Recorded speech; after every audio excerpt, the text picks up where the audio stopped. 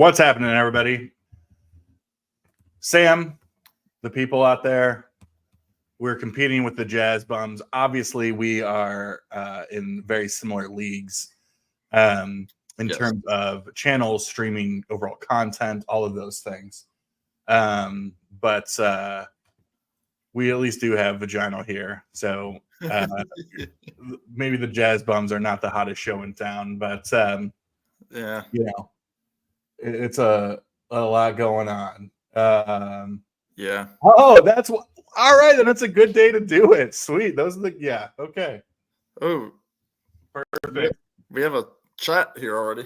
Look at us go. Hey, man. Well, when you say good afternoon, where are you located at? Are you back? I guess, are you West Coast? I guess they would still say after. I mean, it's afternoon, but where we're at, it's like what, 9 o'clock? So yeah. Speaking of it being 9 o'clock, all the way out to Tokyo. What's happening, man? How's it going? Appreciate you stopping by. Hope everybody's having a good, as I often joke, hope everybody's having a good Friday, even though it's not Good Friday. It's like a good, you get it, Sam. I do. How have you been, man? I feel like you've been offline for a while. All good? Yeah. I had I just got back yesterday from Pennsylvania. Had to go up there for a bit. Hence the reason I wasn't on the Wednesday night. I'm finally back at my place today. I feel exhausted. Fighting a toothache. Don't know what that's about. So we'll see if I get my face reconstructed. Yeah. But now, a lot of stuff out there that I want. There's been a lot of announcements for new music, new box sets. Man. And I am not in a place to buy it, even though everybody in my little circle is sending me links. I'm like, that's great. I've got to hold off. You got to hold, yeah. I mean, that's tough, right? I mean, I think even people who some of the stuff too. I mean, I don't know what the price is of that Dylan box, but that's CD only. But it's like, what is it? 375 songs or something, or what's going on there? I mean, 470. Yeah, that's crazy. And it's pretty cheap. It's like $125. It's like 18 CDs, isn't it? Yeah, it's like 25 or 26. Yes. Yeah, I don't do CDs. You know that.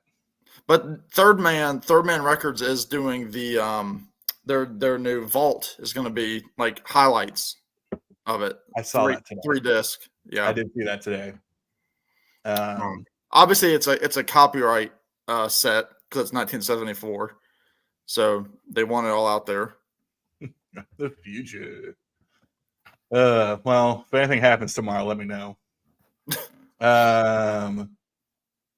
Hey, appreciate the support. That means a lot. Let's see here. Let's see here. Don't know if you guys like rap, but did anybody pre-order the new Eminem album on vinyl? Got some cool exclusives on his website. It sounds like early 2000s Eminem. Is this well, no, I would guess Sam's probably not ordered either, but I did hear actually, I think today, is it his is that the new record that samples Steve Miller? Houdini, the song. Houdini or Abracadabra, right? Abracadabs, yep. In which Steve Miller made a statement. I mean, this was months ago or whatever. That was like, sweet, love it. Now, granted, some of that's like he gonna get some money anyway, but actually, I did hear it, and it's funny when you say that because when I was listening to it, I was like, this does sound like early 2000s, back when I was 10 or 11 or whatever, and that was the thing. So and it's called like the Death of Slim Shady or something, or it's like Coup d'etat's the name of the album or something like that. It could be, yeah. Sweet. People talking about Boulder, people talking about all these different things. See, okay, these things are happening. Good things. Well, you see, Rob, okay, times are tough. I mean, schedules are conflicting. There's not a lot of time. I was actually fully content on sitting on my fat ass on my couch.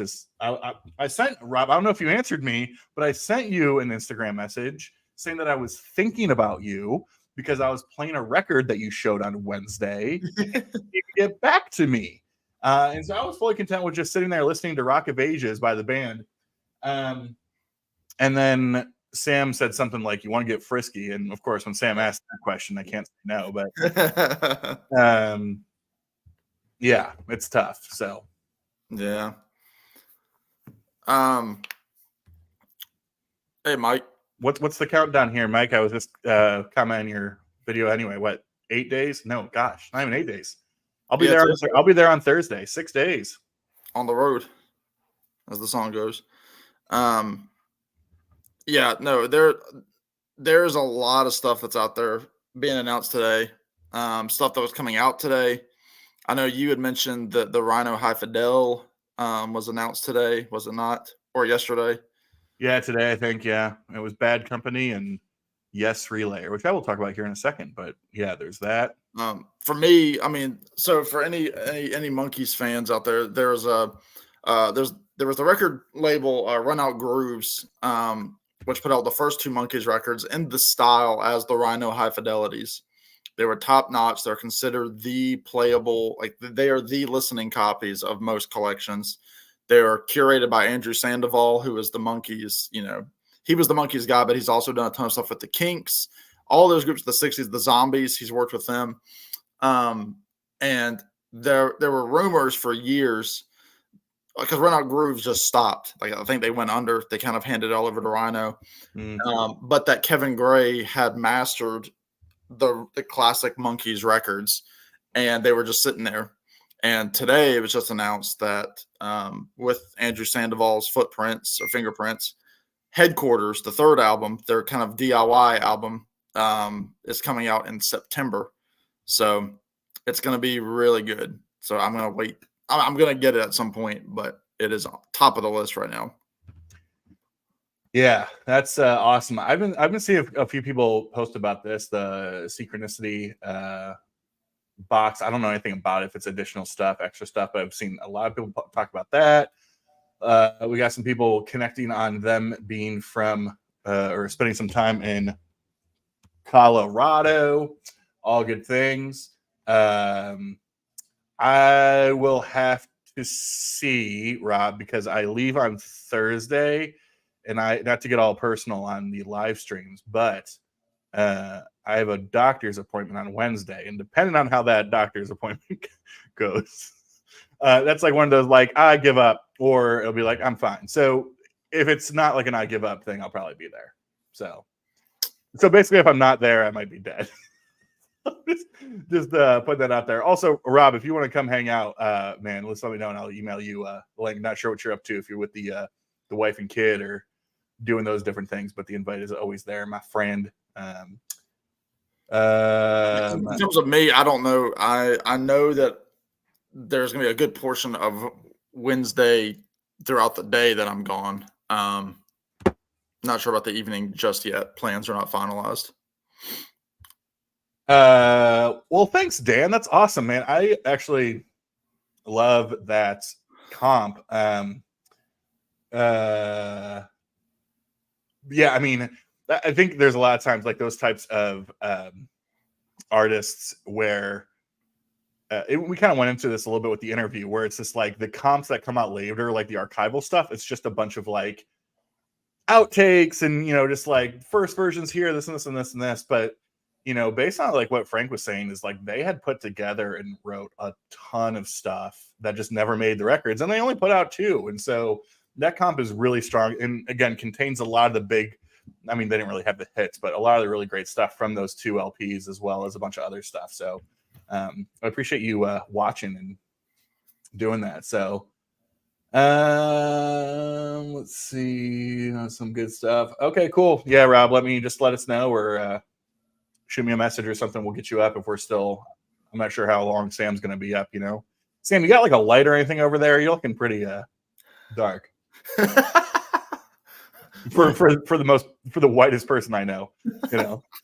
It's like, let me see what I can do over here as I break my body to stand up. Okay. Correct.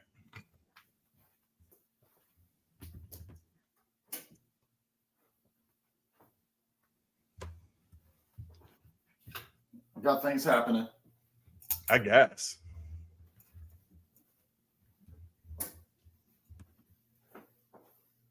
I'm coming.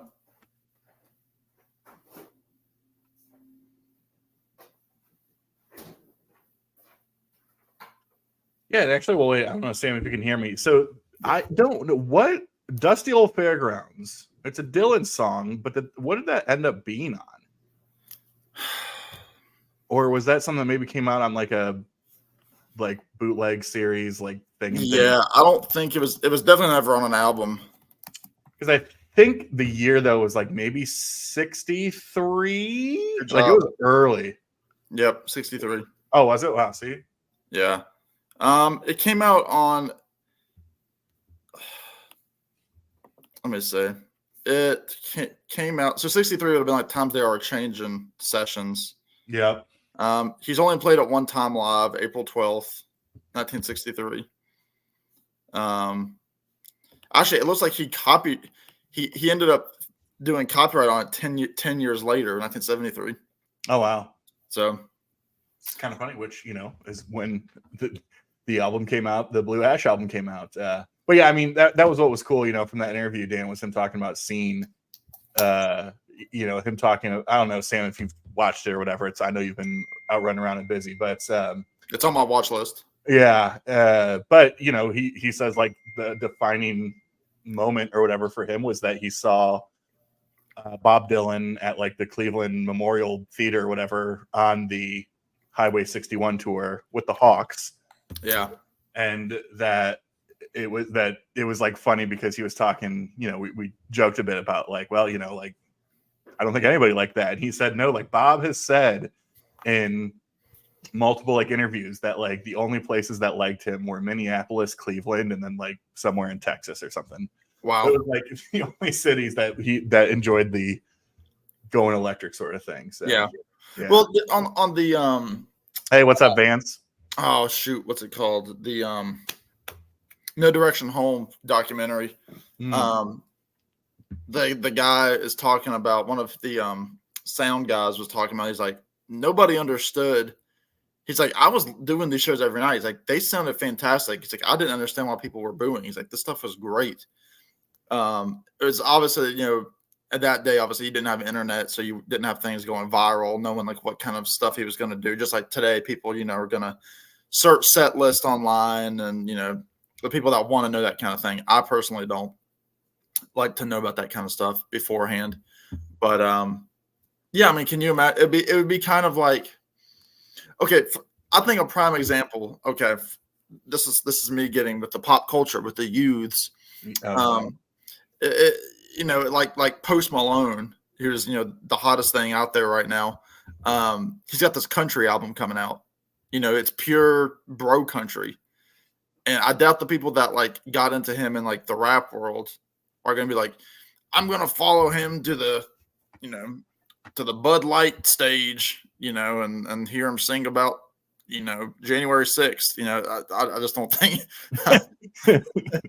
So, as the country folk do.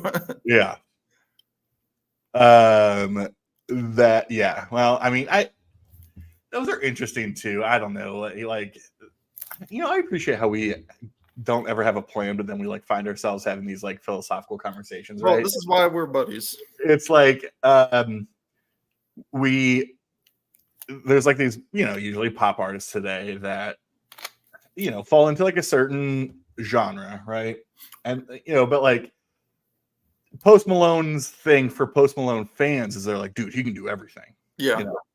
Like we can do like Americana, and he can do hip hop, and he can do metal, sort of thing. Yeah. But just like you just have like a pop artist, a popular artist that falls into a number of different genres, who are just like, oh, did you hear? They're going to do this album. Right. Like Dolly Parton did the rock album, last year or whatever. Right. Like Dolly Parton does a rock album. That's what I was going to say. People, I've heard Rob say, I don't know if he's still watching, but like, people are like, dude, I am waiting for Taylor Swift to drop her rock album, and it's like interesting to me. I think the Beyonce thing, again, was also very interesting because that has a lot of underlying like cultural components to that, can blow up into a lot of different conversations. But it's like, I appreciate, I guess, that people want to do those things. I'm also like, that's not like Taylor Swift or Post Malone or Beyonce or any of these people could literally be like, guys, I'm going to release a jazz album.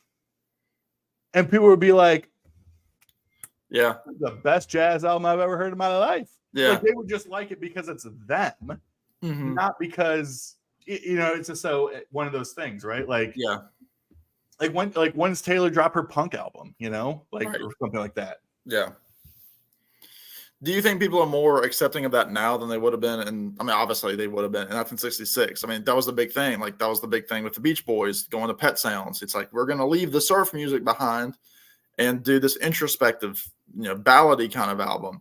And it didn't sell well. But yeah, like you said today, like Taylor Swift, again, because she's just the prime example of like the commercial musician. She could put out, like, she's like, I'm going to do an album of, George Gershwin tunes, and people are going to be like, all right, Taylor Swift singing Gershwin. She does it better than Gershwin. Right. But if Gershwin back in the day would have been like, I'm going to write, I'm going to write a psych album. like, how dare you, sir? Right. Sorry, I'm going through a couple of different settings on my computer here that I'm not as familiar with. Hit up Dan over here. I know Psych or Psyche Derek. Yeah, he shows some wild stuff. Yeah, that guy's he's kind of awesome. Like, just the stuff he shows is a little bit crazy. But yeah, I'm gonna, because I'm sitting here thinking like very, very different, but in like the same vein, right? Of like, Nashville Skyline, like. That was Bob's country record, Sweetheart of the Rodeo. That was their country record, right? Like, granted, we're not talking about like, they were soul and then they moved into R&B. Like, but it is one of those things that, yeah. Yeah, that's the thing. I mean, Vance is kind of mentioning it. That the thing is like, artists are going to bring all their influences in at some point if they're around long enough. I mean, you just saw the Stones. The Stones didn't take them any time to bring in country into their, repertoire. Right. Blues was where they started. Then obviously they had, some Motown, like Time Is on My Side, stuff like that. So that's it's not uncommon for, an artist, like Miley Cyrus, she came from the country world. If she's going to throw in like a Joni Mitchell type tune, she can do that. And it's like, oh, okay. She's obviously paying respects to Joni Mitchell or whatever. Sure. But again, when it's just it's such a jump because, as a rule, the people that are listening to, like that are going to like a ton of like, rock shows or, rap shows or, metal shows or whatever, like for Post Malone, like I'm just curious to know like what that audience mix is going to be. Cause he's going viral on TikTok. So like kids are listening to this song he's doing with Morgan Wallen, whatever you say about that. So he's getting that crowd too. Right. So that would just be like a melting pot of a audience. Well, just like America. Melting pot of baked beans. Yeah, Zeppelin, I think were totally. I mean, you could go down the list of some of these classic bands, right? I mean, the Beatles, right? It's like all that kind of stuff. But I think like they did not. Those were not like these. I don't know, because there are also like these artists over the years that are like chameleons, right? Like, I own nothing of this person's. I don't even know if I really like him. I just think he's an artist I have the utmost respect for. But like Beck, right? Like, from what I've understood, this is a guy that just does everything, Mm-hmm. Yeah. But that to me is like very different than like someone who's just a general pop artist. Yeah. Who is like, I'm going to make a blues album. Mm-hmm. And everybody who doesn't like blues is like, oh man, what a great blues album or whatever. Yeah. I don't know. Like, I think that's just a fascinating thing. And see, I agree with the Tokyo record. I agree that genre hopping doesn't bother me. I am, I love Dylan. He's the king of it. And, I can't judge an artist. Taylor Swift, she went from country to pop, and she's kind of stuck to that lane for the last, 10 or 15 years. But I think the thing is, like, I'm just curious to know that, like with the Post Malone thing, is he just gonna do like a country song or two from the new album and then like jump to like a rap song and then just go like straight ahead, I got my truck on the beach, kind of thing, boys. That is so insensitive. It is. I don't know. Sam loves Ween, so he might have a opinion here. I've never listened to Ween. I know Larry Graves over the Canadian Stud Muffin, Larry Graves Canadian Stud Muffin likes Ween. I've never listened to Ween ever. They're a Canadian band, right? Aren't they from Montreal? I think so. The only reason I know Ween is I know one song because it was on the end credits of the very first SpongeBob movie. I mean, there's a song called Ocean Man, which is actually a good song. But I don't. Yeah, I know that they've got like the Flo and Eddie kind of comedic kind of stuff, which Yeah. Oh no. Oh God. This is like the streaming version of Monty Python, The Quest for the Holy Grail, where they call it like they died in the castle of Og. Uh-huh. Like, Og. Yeah. Well, I crushed it. They're obviously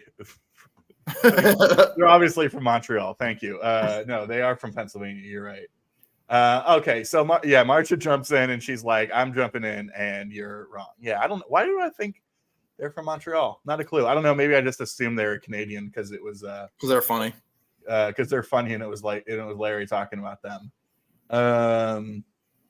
Mollusk. Who said? Let's see. There was something I was going to comment on up here from Dan. Yeah, unless you're me, and this, choices that you get are all mediocre. It was a great show, and I'm sure Vance is still joining, and it was fine. It was great, but the song that we got was Shattered, and it's just, look, it's a hit. They're going to play the hit, and the people are going to want the hit, right? So I got no problem with that, but that song to me is just a little bit mediocre, and that's okay. People have mediocre songs. Shattered. Yeah.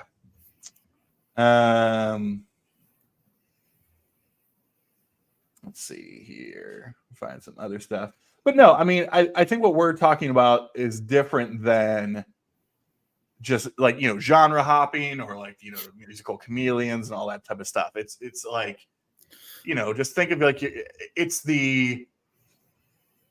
Well, okay. Yeah, go ahead. The boys in Genesis, like, oh, there you go. So that makes sense. Thank you. Yes. But yeah, I mean, like, you got stuff, like, Invisible Touch and stuff like that. Like, that's not, Trick of the Tail. Sure. Absolutely. Yeah. And then, but, yeah, it's not like what's funny, especially in like those situations, right? It's, not like a progressive rock band at the height of their proggyism, and everybody's like, well, this is the best thing. They go in and then they come out with a statement that says, hey, everybody, we've decided for our next album, we're going to do an Americana album. Yeah.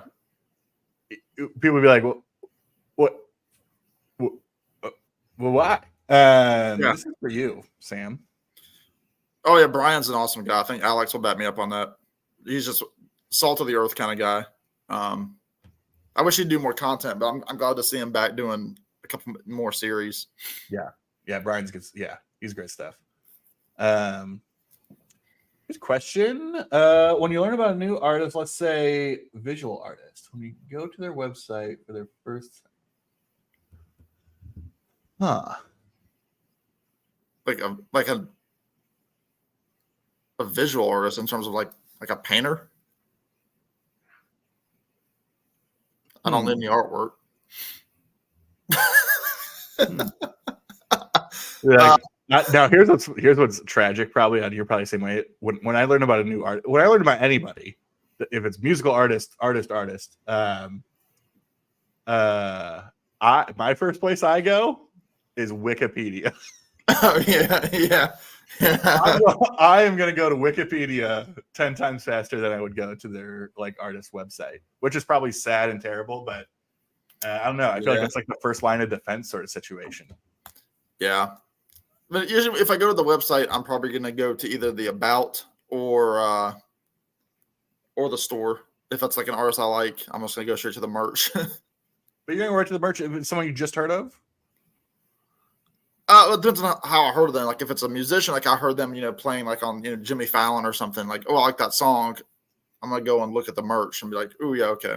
But yeah, I mean, normally, yeah, I'll look at the about first and see if like who played on the album or whatever it might be. Like I always have to look at credits to see who's on the record because I'm like, oh, they've got these guys that have been playing around for a long time.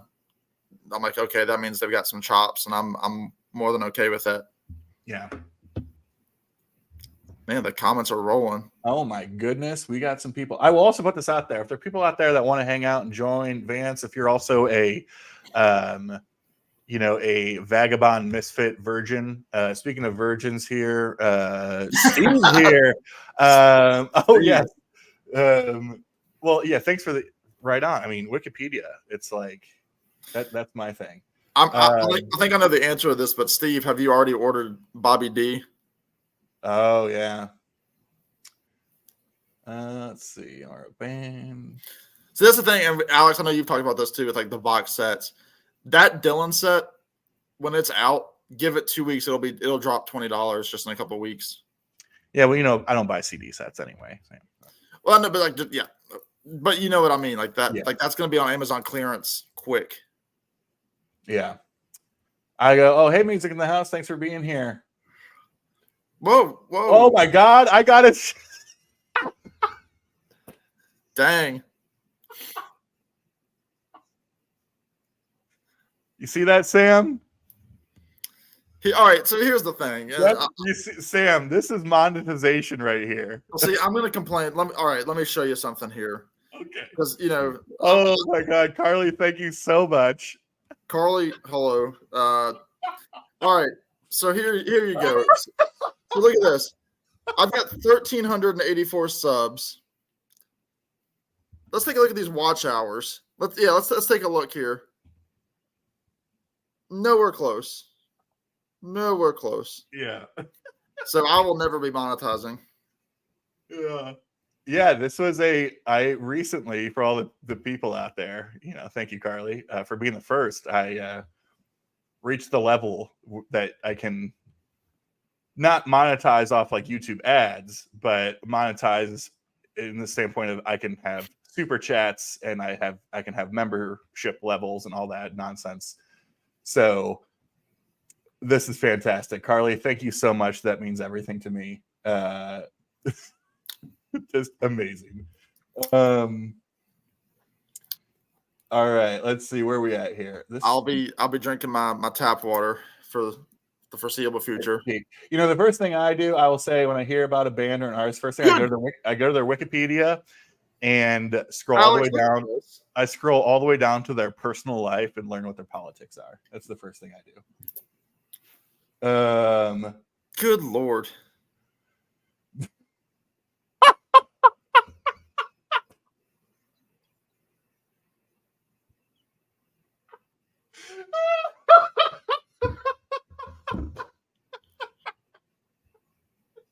So good. Oh my God. Make me small, boy. People don't want to see my face. face. This is great. They're donating really to you, man. This is about you. No, it's not. Okay. Yeah. Richard, you're never late. We appreciate you being here. It is fame at last. Oh my gosh. This is so funny. This sounds like a Dylan question. I could be wrong. I don't know the family crest. Oh, okay. He does have a song called Dirge from Planet Waves, but I don't know that was covered. I don't know who the family crest are. The best Dylan album.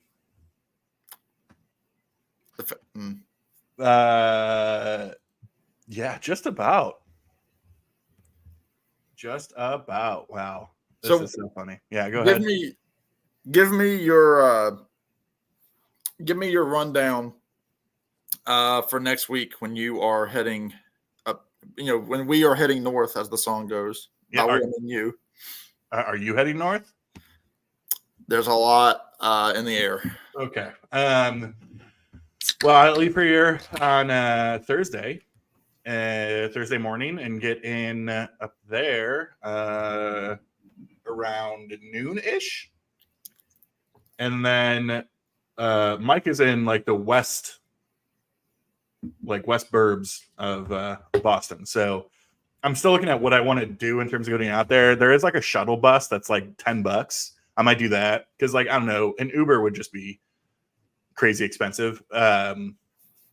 So, or I'm going to see like when other people are landing around that time, and I could totally see like splitting an Uber or 2 or 3 ways. So I know Marcia gets in around like a certain time, a little bit after 12 maybe. So yeah, there's some different options. But then yeah, and it's like we got dinner plans, and then whatever, Friday, Saturday's the big shindig, and then I'm out early on Sunday. That's going to be the problem. I'm out at 7 a.m. on Sunday. Ooh. So is that in the air at 7, or you have to be at the airport at 7? That is the flight takes off at 7. Oh, gosh. Yep. Yeah. That sounds rough. If I were to go, I would be doing Amtrak. Yeah, man, Amtrak's great. You know, Columbus doesn't have an Amtrak station. Columbus, which right now is like top 10 in terms of like metropolitan areas. Yeah. We don't have an Amtrak. I have 2 within. I have one right downtown, and then another one less than an hour away. And then they're trying to put one in my hometown, which would be 30 minutes away. Wow. You have options. Well, I mean, this is a DC route for one. Sure. Yeah. Stand a little bit of love for the song you posted. Oh, cheers. Anywhere you please. Why was that Josh Turner? That's what it sounds like. In the door. Yeah. Anywhere you please. Well. But Steve, you didn't answer my question. Did you buy the Dylan set? Answer me, boy. I say, boy. All right, tell me about the give us a taste of the show you're seeing. Okay, I'll have to look at them.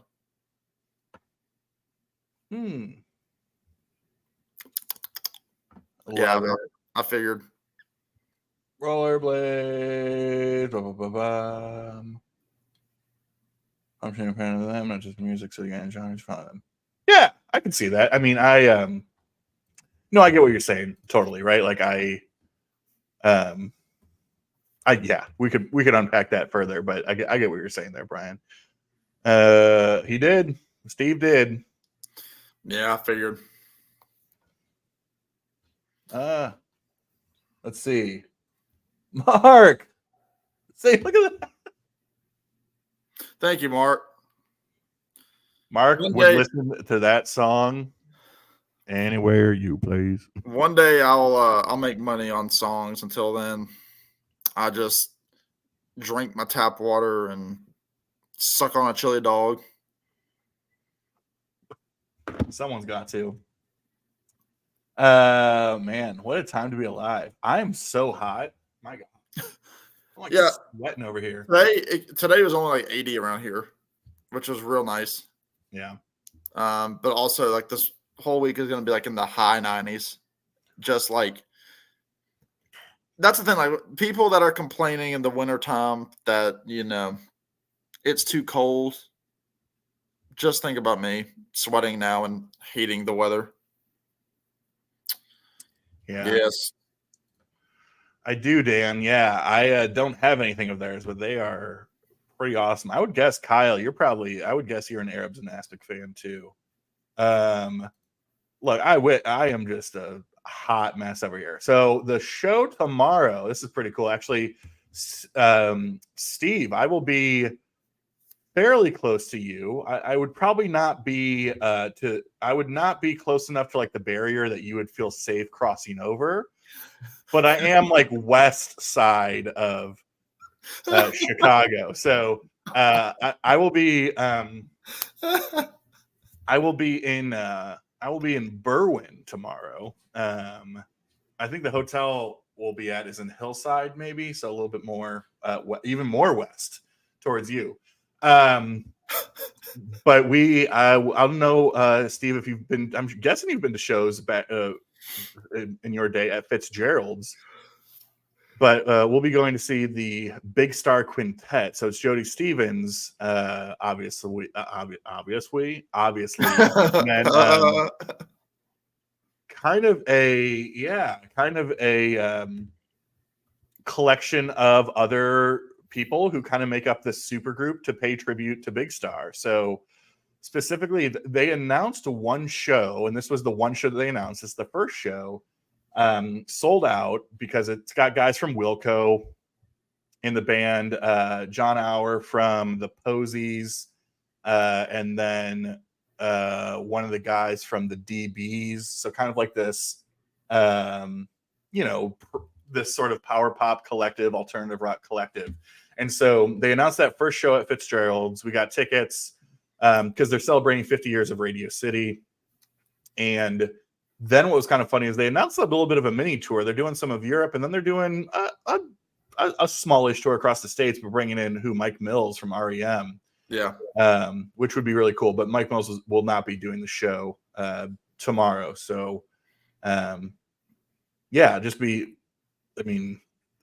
kind of just one of those cool, like once in a lifetime type things, right? Like when else would we get the chance to see something like this? And, it's Jody and everybody else. So, well,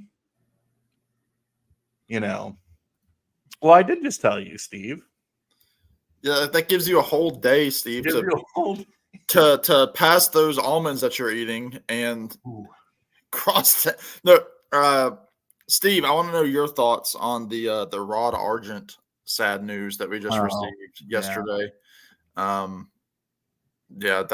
Rod Argent, it was announced he had a stroke a couple days ago and immediately retired from touring. Although it sounds like it wasn't a debilitating stroke. It sounds like he was already like playing piano. Like it was kind of like an outpatient situation. But he pretty much said, my health, I realize my health is, the best thing for me. And I saw them back in March, the Zombies. And he had aged a bit. Colin looked exactly the same. Like I saw him 10 years ago. But Rod was looking old, and was moving older, but he was still playing fantastic, piano. It's sad. Yeah. Cause he's, 78? 79. Yep. Yeah, Kyle, you're correct. Scott is a big fan. I believe, I could be wrong. I believe it was Scott and Pete Pardo who did the Arrogance and Aspic ranking. So I think that was one of them there for sure. Correct himself. I was wrong. Family Crest have a song title. Williams Dirge. Sightless says covers it tonight. Okay, gotcha.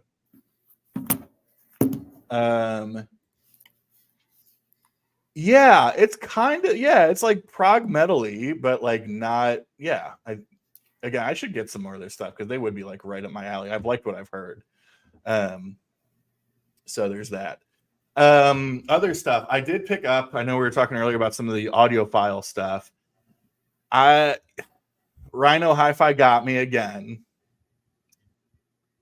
And this was an interesting one because it kind of went against my philosophy with buying quote unquote audiophile releases. And when I mean audiophile releases, what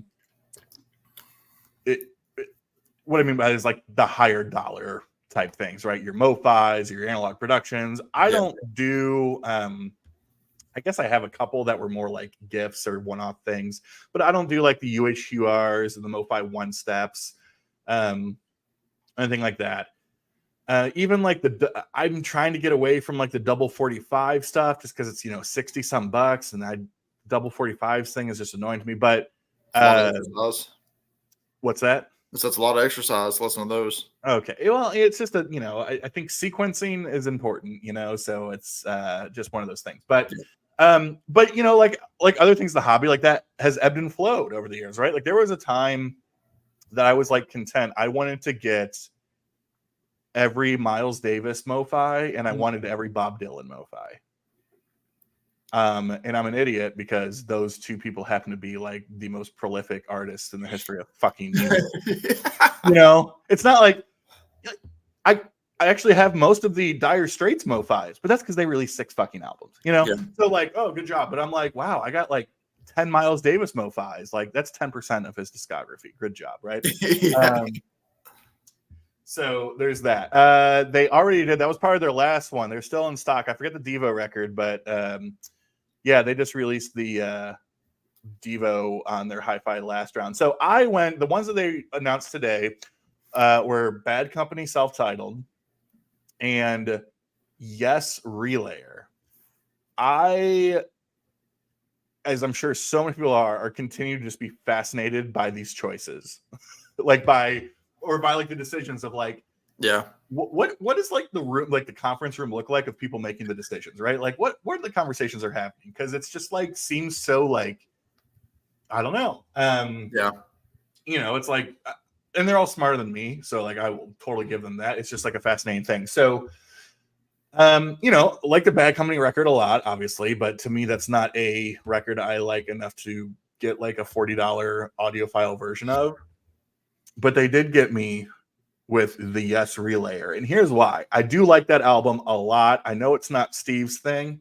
It is probably a top. It's definitely a top 5. It may even be a top 3 or 4 Yes record for me. But I also think genuinely, like, I'm a prog guy. You know this. Like, prog has historically been so underrepresented in the audiophile world that it just feels like a good step. So, I mean, one step, if you will. Well, yeah, but it's not if you won't.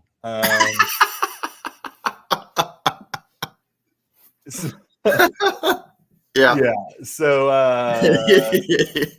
you know, yeah. I mean, so I did. I mean, again, it goes against all my audiophile type mentalities. I just like the idea of sort of them moving in that direction, for better or worse. It is fascinating. There you go. Yeah, about like these some of these records are, you know, $15-$20 records in the bins for, you know, almost a mint copy. Which is kind of like, you know, when with the half speed mastering, the Who have all their albums coming out on half speed, and so stuff like the 80s stuff, like It's Hard, and you know, that kind of stuff. Those are records you can still find, but you know, you're like, oh well, it's half speed. I'm going to go ahead and get it for $40 with, you know, $10 shipping. So it is interesting that they say like, oh yeah, we're going to do these, you know, Rhino high fidelities. And then, you know, they have one record that's like, oh, that's a good one to have, like, you know, the Coltrane sound. But then you have another one like, you know, like Bad Company or, you know, Devo or whatever it might be. So it is interesting where they're like, maybe we just want to like, you know, pump something into the market, and, you know, just charge a higher dollar for it, for these albums that you can get for $10 anyway. Yeah. No, I totally agree. Yeah, and you know, and same with Relayer, right? I mean, you get an original Relayer. I mean, you could. That's the other thing too, is it's like I always, I mean, 99.9% of the time, I just want the original, provided that it's not like a $9,000 original, right? So like, that's why, I mean, truthfully, that's why a lot of the Miles Davis MoFis, especially the single LPs, I really liked, because they were $40. But to find like, you know, clean original copies of like a 6i mono record, like, good luck, right? Like that's usually why I buy a lot of the reissues, are because, like, especially with jazz, right? I mean, 95% of my jazz stuff are reissues because those originals are so expensive. But yeah, I mean, same, you know, Relayer is a cheap record, and it's just interesting, like, you know, I think of like Abraxas, right? Abraxas gets this one step treatment, and it's like $3,000. Like that's resale market on it right now. People are actively playing like at least 1,500, 2,000, something like that now. And it's like, well, okay, great record, but like an original, you're finding that in like $3 to $5 bins for years. You still kind of can. It's almost like now that that MoFi became so expensive, people are like, "Ooh, we love Abraxas now," so the price has gone up on like originals. But like, I don't know, it's one of those interesting things. Yeah. Who would have thought? I mean, I would not have imagined that Shelley Duvall would have not lasted as long as Jack Nicholson. You know, but such is life. But yeah, must be you know, Lakers money that's keeping him afloat. That Lakers money, yeah, that's one way to say it. You know, and I think this is a good point. Like, I personally am not like a Linkin Park fan, but I think that I appreciate that they're going that route because, like, you know, do we need another? You know, it seems like the same 4 or 5 artists and records are just constantly being like audiophile reissued all the time. I appreciate they're going to take like a more current, modern, you know, band from the 21st century at least and say, let's do some. Is that really in the rumors? I thought, or is he just joking? No, those are live. Like, I don't know if they're in yet or they're up for pre-order, but yeah, they're Linkin Park One Steps. Really? Mm-hmm. That's fascinating. Yeah, that's a good point. You know, but also it's like so many of those, it goes both ways, right? Some people are like, that record needs the audiophile treatment because it sounds so terrible. And other ones are like, that record sounds so good. Imagine it getting the audiophile treatment, right? Like Dark Side of the Moon, right? Like, you know, or something like that, where those things are recorded and sound already near flawlessly. I mean, one of the best, in fact, the first 2 MoFis that were ever done were Dark Side of the Moon and Crime of the Century from Supertramp. Both of those records arguably are like, you know, the best record, and that probably played a role in that. But then those MoFis also became very yeah.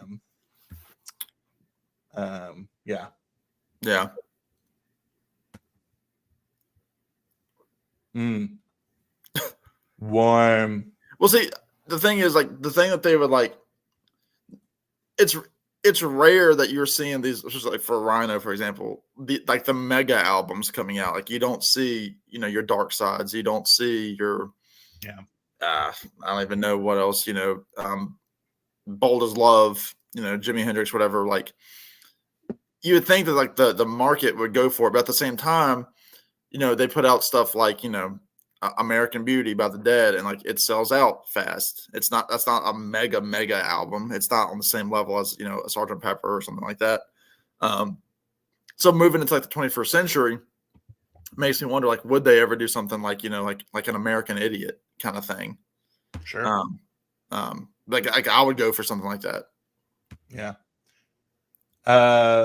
Yeah, you know, this is a good point with like a lot of the soul stuff like that. Yeah, I remember me, Sam, and Jason were going back and forth a little bit. We were talking about Hot Buttered Soul when it got announced on that Kraft One Step, and it was, I mean, that's a great record. That's so great.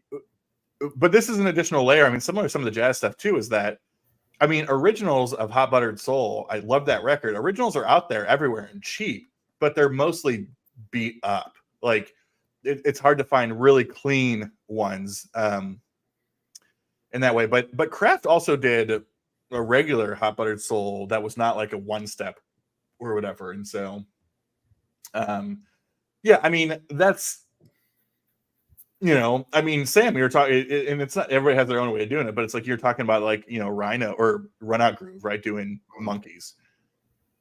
And like, I mean, well, those records are also always trashed, but say that too. But you know, that's like a $5, $7, $10, you know, record or whatever. But it's a record you love. Like, it's a band and artist you love. And that's where I think buying has gone of like, if it's some, like I bought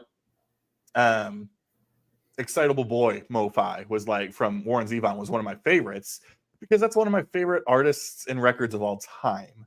Yeah. And I just want it. You know, it's like, not because it's like, oh, I can't, you know, I need the best of the best. It's like, no, I just really love that record and that artist. Yeah. Yeah.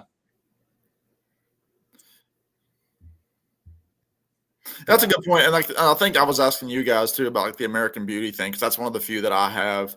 And I think you were mentioning it, or one of the other group that I'm in with my buddy Tommy, kind of saying that, like, you know, like an American Beauty, like OG, you're probably still looking like at a $35, $40 record. And so to like up it another $10 to get it, you know, absolutely pristine, it's going to last you longer. It's kind of like, yeah, I'm willing to do that, especially if I don't have it. Whereas, yeah, like some of these Monkeys albums, like those first 2 Monkeys albums have since been reissued since those Run Out Grooves, which came out like in 2019, 2020. But they've been released, you know, by other sources. Friday Music has done it, like, and they're from certain tapes, and it's just nothing can beat those versions by run-on groups. Like, I don't think those records could sound better because they were made, they were like factory records. They were put out there fast within like 3 months of each other. The first two for sales. They weren't made as audiophile records. It was studio guys with Monkeys vocals on it. That was it. They just pumped it out. Right. Kyle, I do not know Vinyl Theory now, but yeah. No, I don't know him either. No. Yeah, we were talking about that a little bit earlier. Yeah,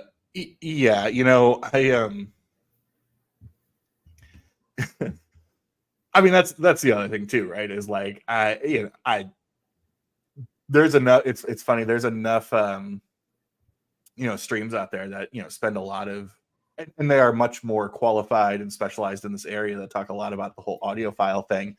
And I was watching a little bit, Richard. I know you were in the chat a bit last night. I was watching the stream, Surface Noise Concert Buddies channel last night a little bit, and they were talking about the Dead Wax era and all these different things. And here's what gets me though, is that and maybe this is like next level bullshit, but that's what we do here, right? I'm curious what people think, but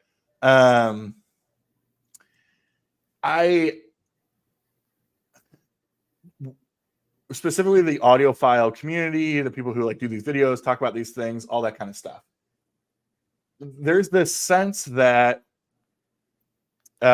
quality is based purely upon popularity. How much something, if it sells out immediately, it means it was good. Both musically and sonically.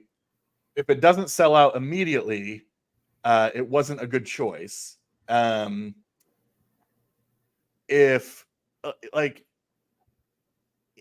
it was like when all these like MoFi, this is like MoFi gate stuff, right? When like they're like, well, these one steps are going to sit on shelves.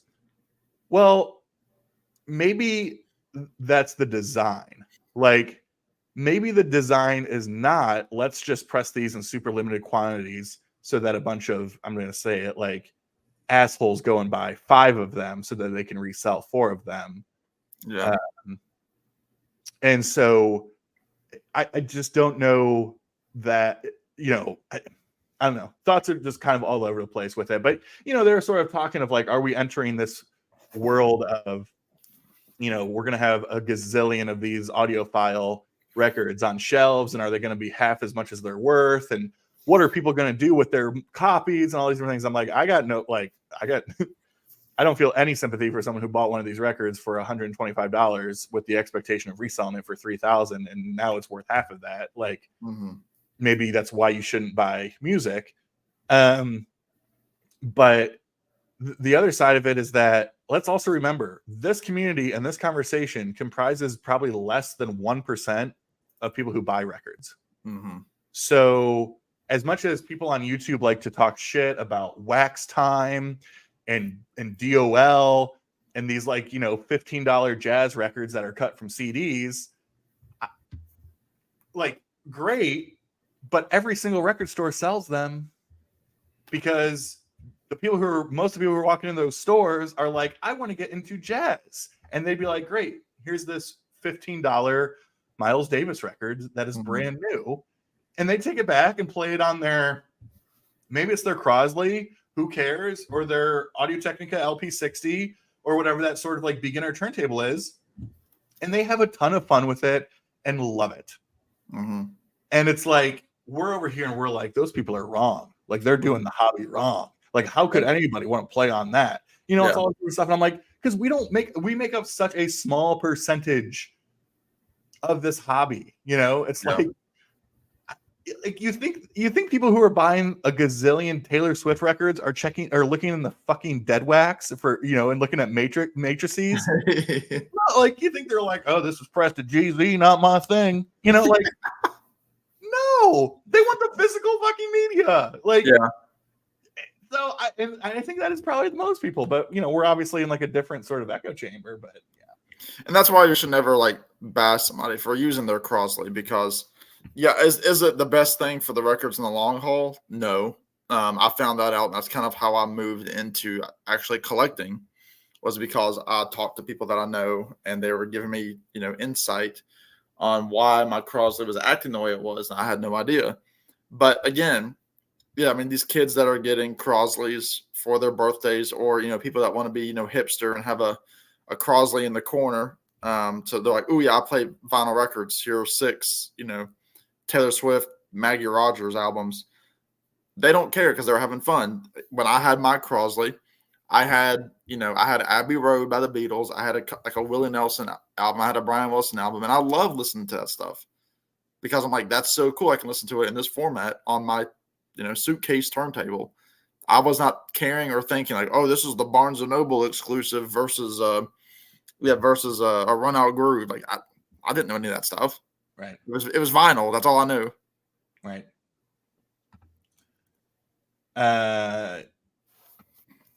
Yeah. No, I'm not, that's funny though that you prefer the Stephen Wilson remix more than the One Step or the UHQR of Aqualung, but I could see that.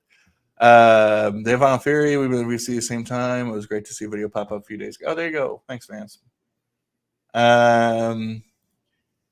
Yeah, Miles, I'm getting rid of. I think everybody else does also. Yeah, well, was that the 33 or was that the 45? It's like that's the other thing too. Yeah. Yeah. No, totally. I appreciate that. Let me ask you this, just for the sake of conversation. And we don't have to go into your specific record collection or anything like that. Mm-hmm. But if you were to go through right now, Alex, and because you have a ton of records, but it's well known that you hunt out the deals in town. How would you go about any kind of purge, or is that something that just doesn't interest you at the moment because you're still kind of hot into the hobby and you're like, I'm happy to have this stuff. If I listen to it once, if I just have it because it's a cool addition. Yeah. Do you have a method that you think that you would go about? Well, my first purge stuff would be I have a lot of duplicates. I think I probably sent you and Jason a video once of like just random, right? Like they're just like different pressing. I mean, for a while there, like you said, I was doing this thing, especially during COVID, because like it was like the hobby. But I would go down to one of my local places, and they still do this on Mondays. They have a rack of $5 records, and on Mondays they're all $1. Mm-hmm. And so, I mean, there's been times that I've found some amazing stuff in there, and other times that I go and come up empty, and everywhere in between. But I was going every week. And so there were a couple times I'd walk out there with 1 record. Sometimes I'd walk out there with 50. Because sometimes the reality is, and for some of the record store like people out there, it's not, oh, these records are trash, so they're just going in that bin. Sometimes like these mom and pop shops might just bring in a gigantic collection and don't have time to sift through all of those and clean them all and check them all and do all those different things. So yeah, they might not be throwing, first presses of, you're not going to find like Metallica back there, but like you'll find a lot of, what I have found like typically $10 to $15 to $20 records. And so then it kind of became like a thing of, okay, well now I'm just going to buy, I think I still am. I haven't done it in a while. There's a Facebook group that I'm sure people are on of like, it's just people who sell records for $5 or less. And so they just, every day there's like a ton of posts and it's like, these are all $5. Here's the condition, buy what you want. And so my thought was like, well, if I can buy a bunch of records for $1 and I could flip them for $5, it's like, that was my version of like flipping. Then like, I'll find, the bangers, right? So if I found any Beatles record, I was like, well, any Beatles fans buying $5 Beatles records. Mm-hmm. Again, it's like Beatles record with a dick thrown, drawn on there. Right. somebody's going to pay 10, and so it was a ton of Beatles stuff, Stone stuff or Floyd stuff, or, just other generic stuff or whatever it might have been. And so there's so many duplicates I have back there that I would love to get rid of and sell off for a couple bucks each or whatever, even if it was just, $1 each. So that would be the first step. I do not have a ton of stuff though that I'm like, I would never listen to that, or I have no intention of listening to that, or I listened to that and I hated it, sort of thing, Yeah. and would purge it or get rid of it. It might be some stuff of like, oh, I found, in the same vein, there's times for like $1 or $2 or $3, I'll buy a record that I'll take a chance on, where I'm like, I've never listened to this, but I've heard about it and I've listened to it, and I'd be like, I don't think that's my thing, which is fine. But those are pretty few and far between. So the long answer to that is that I have a lot of duplicates. Maybe that's what I'll do. Maybe I'll do an auction, a live stream auction of getting rid of some of these things. I mean, who would be out there would be interested? Some scratch and dents. Who needs a Beatles help with a dick, drawn on there? Like, all that stuff, right? They call that rubber soul. Rub her soul, okay? Rubber. A hard day's night. Yeah. Yeah. Okay. Yeah, that's good. Yeah. So it can be like we could be like the Dizzy auctions, except it's us. It's like me just trying to get like $4 out of something, because the reality is there's other stuff too that like people just goop their pants over, and like, I don't know if he's out there watching. I'm not gonna. It's not like I like fleeced him or something, but like I had an original U.S. like first pressing of Dark Side of the Moon, and like pretty beat up. Like it played through. There were no skips, no like clicks, not clicks, no like repeat grooves or whatever where it hits the click and starts, that sort of thing. It's just, it's noisy and scratchy. Here's another thing. A lot of general people who listen to vinyl records like that stuff, right? That's my other thing that drives me fucking mad is like those people who say they like the pops and clicks, they don't know what they're doing. They just don't know. And I'm like, guess what? If they want to listen to a record with pops and clicks, that's their fucking prerogative. Like, and if you don't want to, then guess what? You don't have to, and that's yours. But like, let them do it, right? But I was sending off and selling some records to my brother, and I was like, I do have a dark side for you. You have some options though. Like I have an original. It's a little bit noisy, or I have like this later, whatever the 2019 reissue is. And I was like, 2019 reissue is like, $30 or whatever it was, and like, but I would cut you an original for $15. He's like, send me that original. And granted, right? Like now I'm a flipper because I sold him an original for $15. And I got beat up out of some place for a couple bucks at some point. But it was like, that was a record he wanted, of like, and I wanted an original of it. Like there are other records that I'm not as concerned about that, like I don't care if I have an original Dan Fogelberg. Give me a reissue. I'll take that, and I love Dan Fogelberg. I have some Danny F. He's great. I love Dan Fogelberg. Hey, what's up, FBA? You posted any weird videos with dripping chocolate coming from your old berry? Mm-hmm. What was the thumbnail though? Sir. Just look it up. Whatever his most recent video was. No, I know exactly what you're talking about. Listen, hey, Richard, I don't know if we ever talked about that. I love that first Ambrosia record. That first Ambrosia record is basically a prog record. Then they go a little bit more yacht rocky. But, oh, well, there you go. Maybe that's why you didn't answer my text, Steve. Thanks for coming. Appreciate you being here. And again, call me tomorrow. I'll be in Berwyn. Oh, my favorite crocodile hunter. Wow. Okay. Steve Berwyn. Well done. Yep. Hard Day's Night turned 60. Can you believe it? No, my brother texted me earlier today that the Rolling Stones had their first live concert in 1962 on this day. How about that? You know who's coming to Columbus? And I actually thought about doing this because it would just be like a story at some point. I think you get like the full, like the ticket that you get. It's okay. I'll explain what the price is first, and then I'll explain who it's for. So it's like in a tiny auditorium. Like it's probably like when an auditorium, like think of like lecture hall style auditorium. Okay.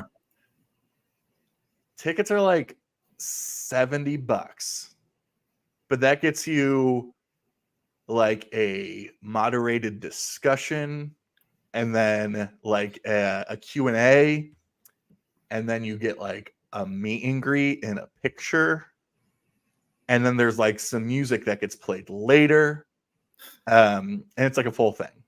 Dan, Are you ready for who it is? I'm ready. Pete Best. Whoo. Again, it would be like it would be for the story, right? Like it would be for the story. Like I'm like, I don't know what the fuck this guy gonna play. Like I don't, whatever. And he's not known to be a great drummer. Well, who is, How much is it? I told you it was like $70. I would do it. You would do it? Yeah. Yeah. Well, I won't, but that's what's funny. If I had like something for him to sign, that would be cool, right? Like, but do you have the first anthology? I don't. That would be cool though, because I know that he made a lot of money on that. Yeah. Well, I'm sure he did. I do have a lot now that I'm like a coal mine hoe. I've got a lot of duplicates of some coal mine stuff. Hey, Bowie boy, while you're out there, check out these bad pancakes. I saw your girl let me go ahead and make myself big. I saw your girl on Sunday. Kendra Morris. Look at that. Is she my girl? No, that's Bowie's girl. And then I also had to get Babel, Thanks so much for all the love on that good goal, Thank you, Kendra. And then 9 Lives again. To Alex, love always. Thank you, Kendra. How are them legs? I don't know. She was wearing them pants. Can't see them. Look at Steve hanging out. Huh? Steve is still down there. Said he was leaving. Whoa, Gary, Gary, get your butt up here. Yeah, I have offered to get people up here. It's Friday night. We're full of Rich. Hey, Rich. Why don't you come up here? I'm so tired. I am just so tired. Nobody wants to hang out with us. Steve laying shirtless in Chicago. It's like Stevie just left Chicago. It's like sleepless in Seattle, but a lot worse. Yeah. Hey, Edward, how's it going, man?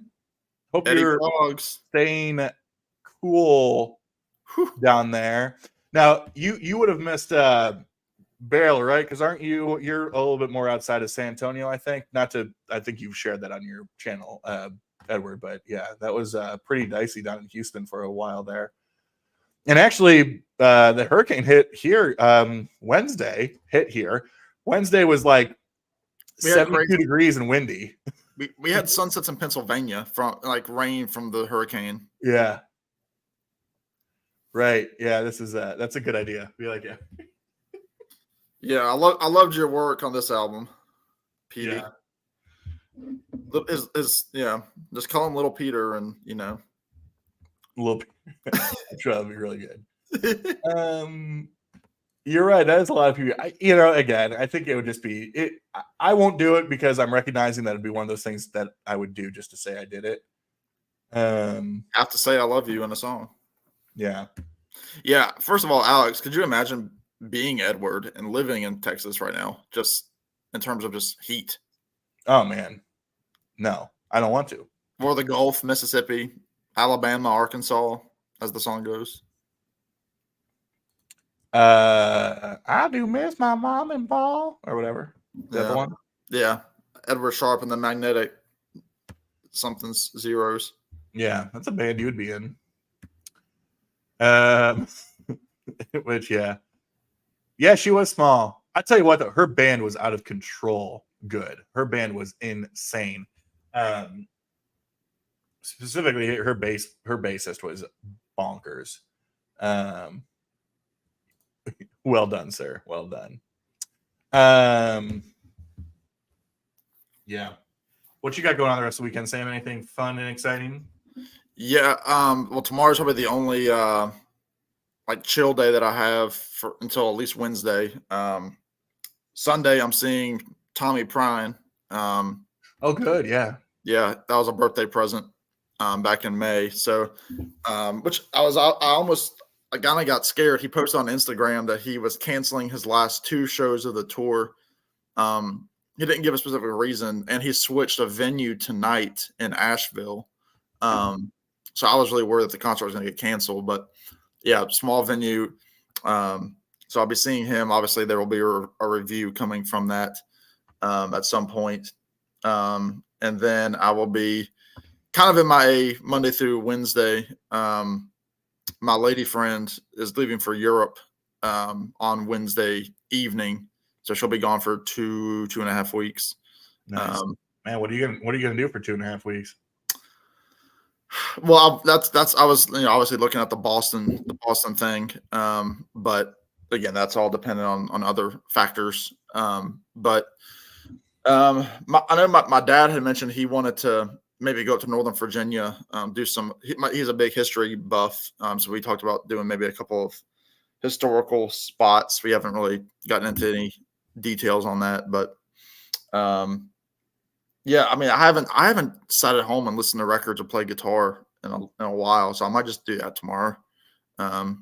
So take tomorrow pretty chill, and then doing my Sunday thing, and then driving up to see the show Sunday night. Yeah, but yeah, it'll be good. I'm excited. It's been I saw the Beach Boys about a month ago, so first show in a month. There's been a couple of shows that I wanted to see. I know my boy Steve Earle was just in town not too long ago. He just put out an acoustic live album today. It'd have been cool to see him, but yeah, probably just sit at home tomorrow, listen to records. Take tomorrow easy.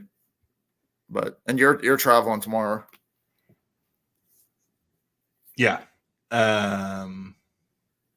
Yeah, traveling tomorrow. It's gonna be. I mean, it's 6 hours tomorrow, and then 6 hours back Sunday. So I'll be pretty exhausted, but it'll be a great time. And yeah, and then next week is the old VC meetup in the Northeast.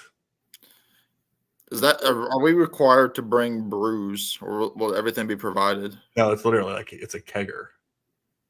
Like you got a whole ass kegger. Yeah. Did you say what's in the keg? Peebs? I'm sure it'll be something cheap. Like, yeah, I don't think he's gonna have like full of like an imperial stout or something. Could you imagine that party? Yeah, so I'm sure it'll be PBR, Natty Light, or something like that. So I don't know what Steve is gonna do. Gary, get up here. Gary will be there. You got me, Gary, man.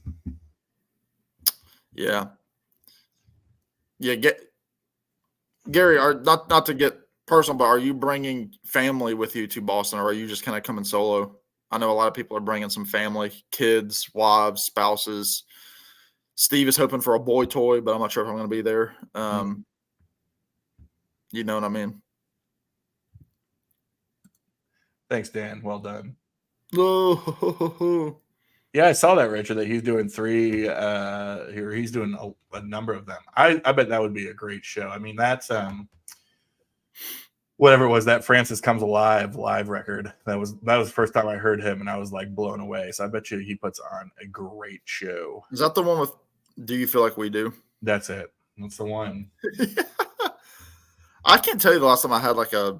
Oh, that's not even true. Okay, here's something funny. You'll appreciate this. So again, I was with my girlfriend. So this was last weekend. We went to a new brewery in her neck of the woods. Looked really good, right off a walking trail. And so obviously we had lunch, we each had a beer, and that was that. So fast forward to yesterday, because I've kind of made a pact to myself that I wasn't going to buy any alcohol, just something for myself, that I wasn't going to buy alcohol. Like I wasn't going to have alcohol in my apartment for this month. So I don't know why, I just decided I was going to do it. But needless to say, like I will get it if I'm out and about with people. It's like I was talking last night, and I was like, yeah, It feels good. I feel like, I haven't had, I said I haven't had a beer in about 4 weeks. it had been 9 days since my previous beer. And then like a week before that, I was chugging beers in this apartment. So yeah, I felt very lowly and cheap. sure. Yeah. That's yeah. I've like had those moments recently too of like it's mostly just after like a stressful or like, a couple of hard days at work or something or whatever. I'm like, damn, like I could just really just go for some beers. Like it has been a while. And I like start counting. I'm like, hey, it's been like 3 days. Yeah. It's I'm like, I gotta stop this. I gotta stop this. Yeah. Well, see, the thing is, like, we had both forgotten that we had like had beers here like 2 weeks prior, and then like we had the brewery like 9 days before I made that statement, and I was like, I haven't had a beer in about 4 weeks since my vacation in the middle of June. Yeah. Nah. But no, other than that, like, I mean, I've just been real stagnant with content. I mean, obviously, like I said, I'm gonna do the concert review at some point. But yeah, I don't know. It's like there's that part of me like that. I still like I want to hit that monetization point. Like I'm trying to figure out how to do that. But at the same time, like I can't keep up with it. To keep that kind of viewership alive. Yeah. And it's tough. It's real tough. Yeah. What was it? Just other spirits, Dan? No, that's real, and yeah, I don't know. I'm sure, like anything else, right? Like nothing, these things they ebb and flow, right? Like nothing is consistent, and things change, and all that kind of stuff. So yeah, I'm interested in the peanut gallery. I mean, we kind of talked about this. Probably, I guess it'll be 2 Wednesdays ago. Like, what do people in the comments like to watch? Gary, I respect your opinion. You have no idea how much I respect your opinion. But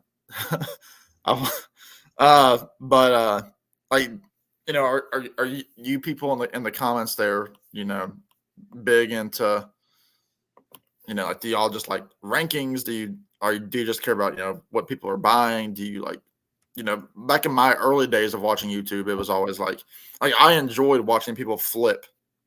Like the early days of the VC, it was like people literally going to record stores and flipping through the records. And I was like, ooh, this is kind of cool. And then like I would tell people like, yeah, I watch people flip through records. And they're like, is that boring? And I'm like, yeah, kind of, but I really like it. And I always was impressed when people would actually go to record stores and, film inside of record stores. Because I always would feel like, self-conscious about it or, ashamed to do that kind of thing. But I don't know. I'm trying to, I've been trying to figure this out this whole year, like where I want my channel to go, if I want to continue it, even that pops up from time to time.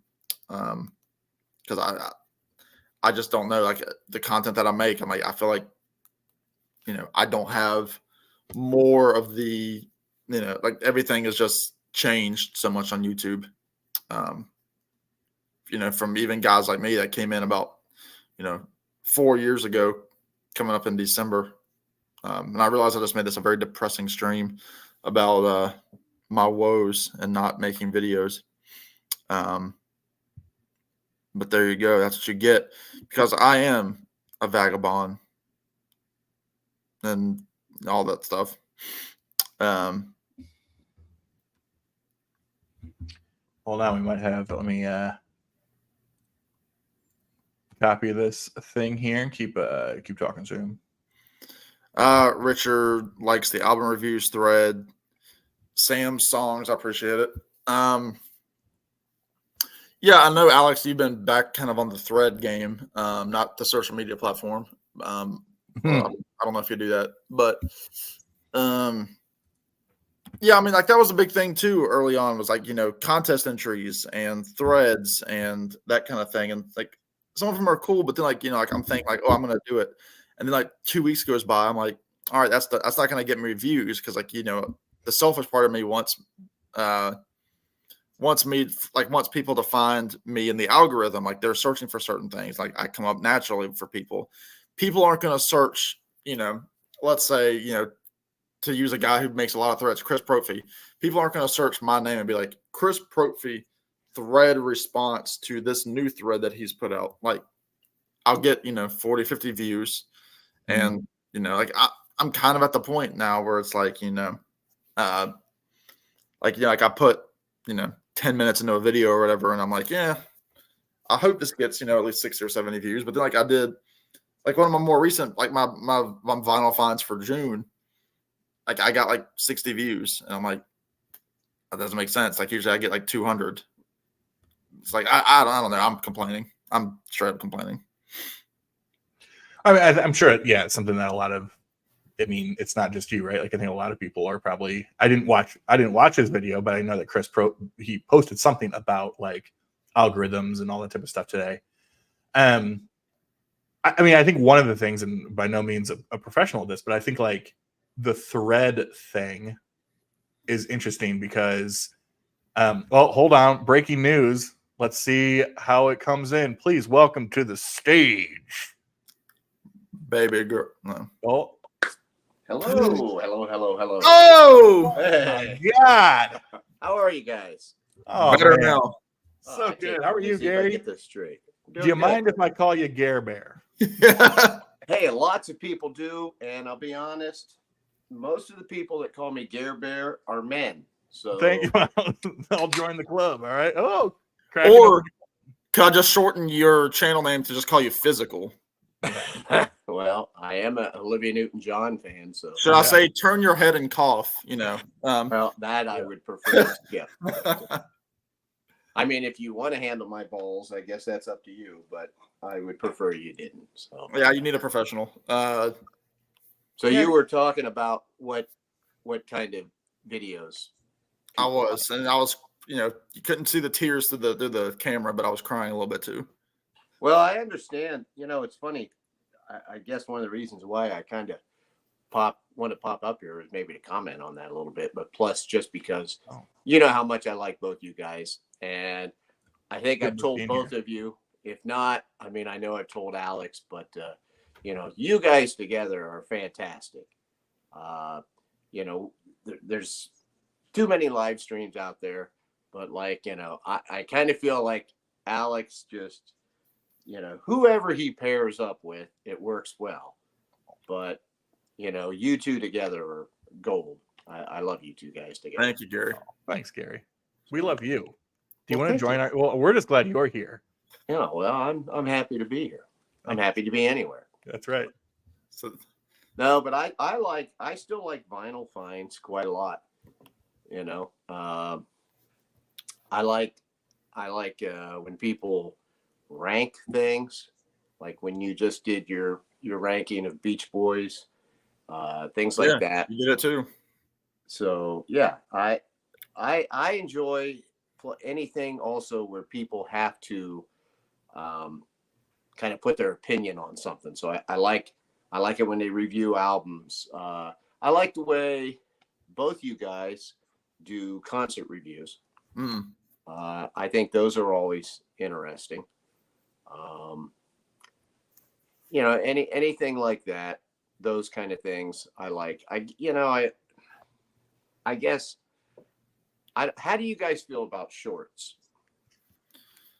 There's a joke there that's been made many times. That's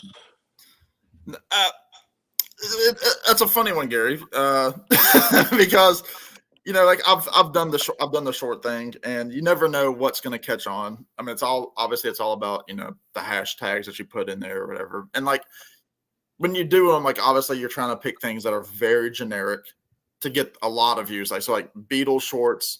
Metallica shorts, Kiss shorts, those things are always going to get thousands of views. But at the same time, like I could post, I could post 2 Beatles shorts, for example. Like I could post 2 of their biggest songs, like, one with Hey Jude and one with, Come Together. One of them might get 5,000 views. The other one might get 30. They're posted within 10 seconds of each other. But yeah, they don't have any rhyme or reason. So. No. But the thing is, though, and I mean, this is a great conversation, Gary. I'm just so glad you're here.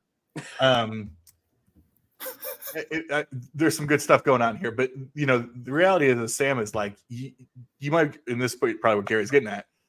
Sam, you could post those shorts, and they would all get, even if they all got 5,000 views, your subscriber count would go up. Mm-hmm. You'd be easily over 2,000, 3,000. You'd be well over. If all your shorts that you were posting were getting over 5,000 views, you would easily be above 5,000 subscribers. Yeah.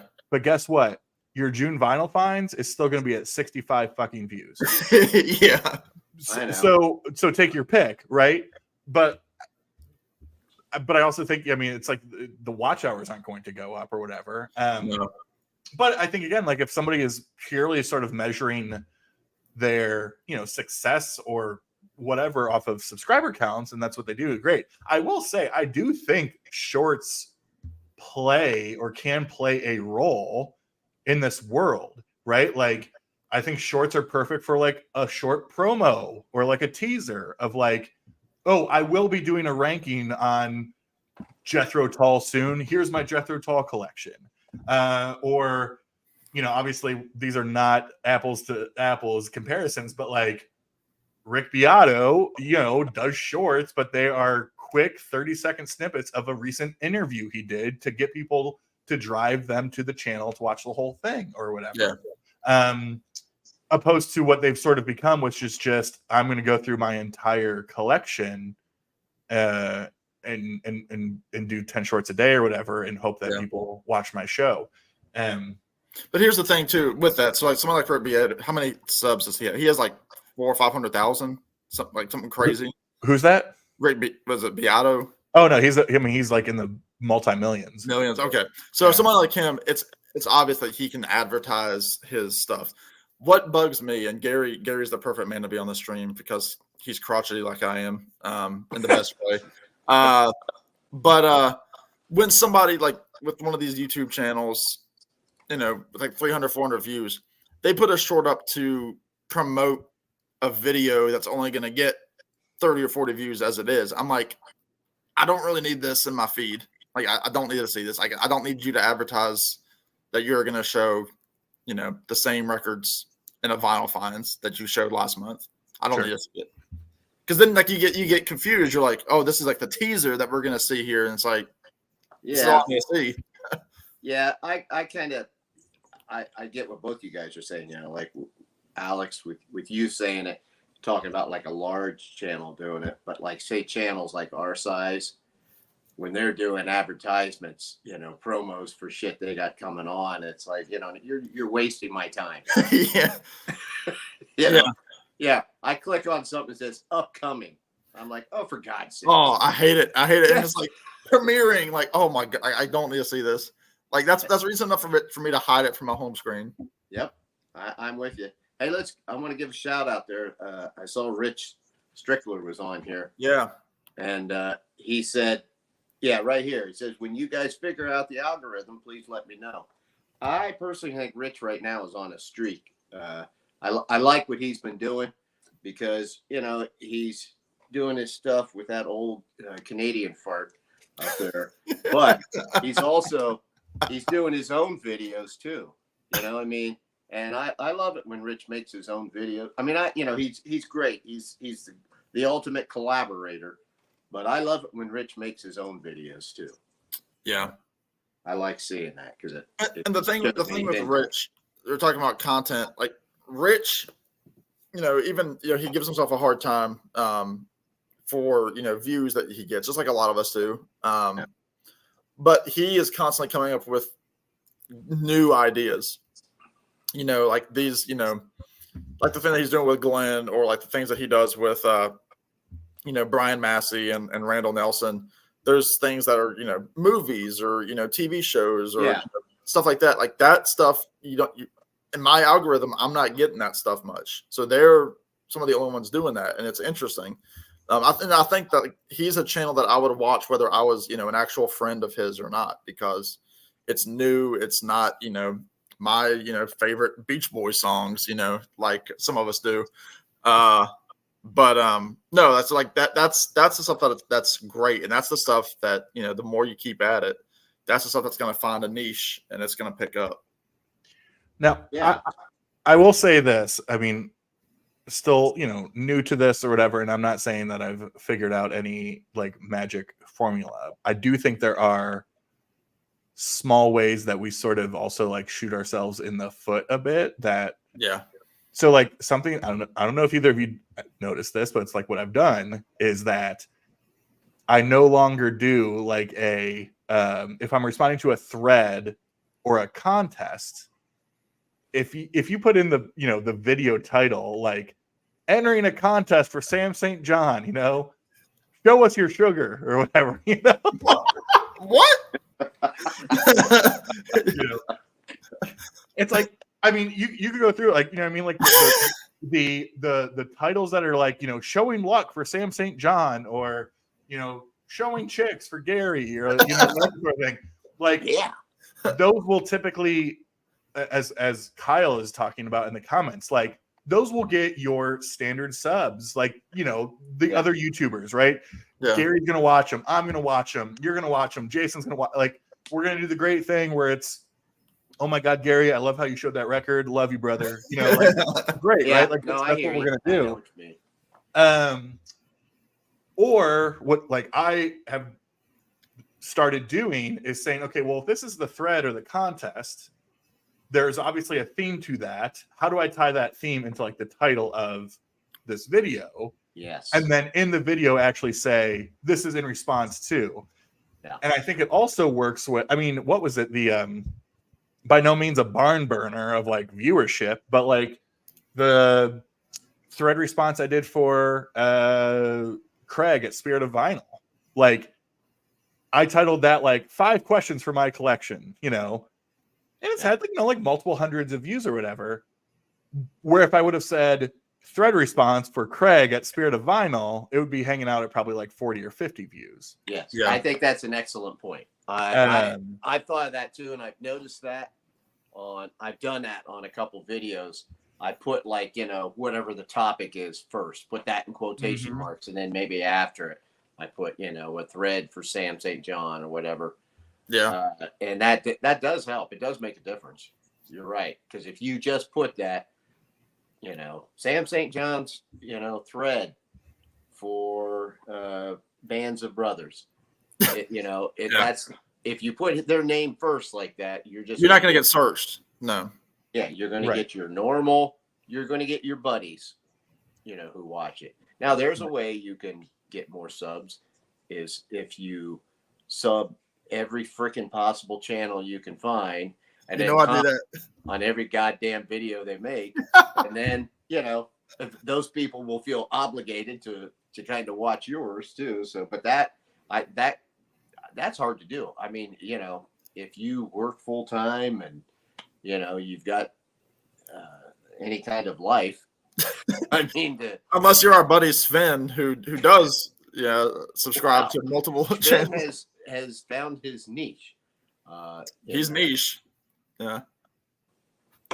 No, that's a great point. And that's kind of like, I remember when I first started, like talking to Glenn in particular, because he was racing past me in sub numbers. And that was the thing that he started doing, was every comment he had, he would see if they had a channel, he would subscribe and then say, hey, I have a channel too. And that's like an automatic, like he's like 90% of the time they're going to respond back. Yep. But for me, because I'm not supportive of anybody, apparently, according to Alex, I unsubscribe from channels, and my homepage is nice and clean. And I'm like, that's great. I don't like to be that guy, but I am, because I like an order.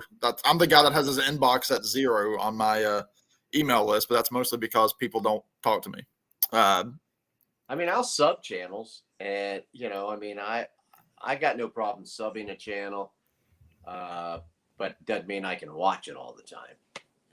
Sure. There's just, because I have a hard enough time keeping up with my all you guys, all my close friends. Yeah. And a lot of times, for whatever reason, I don't know if you guys are like me or not, but do you like sometimes like you don't see a video pop up, even if it is like a friend? I've done that. I mean, I don't know, maybe it's just me not paying attention, but it's like I'll look at somebody and I'm like, oh shit, they put out a video a week ago. I never saw this. And the thing that happens to me sometimes, because like especially like on your phone, like it can show you like that you've watched a video already. It's like the red line is across it from like where you've already watched the video. Sometimes like if you just click on a video by accident and you're like, oh shoot, I don't have time to listen to this, I'll watch it later.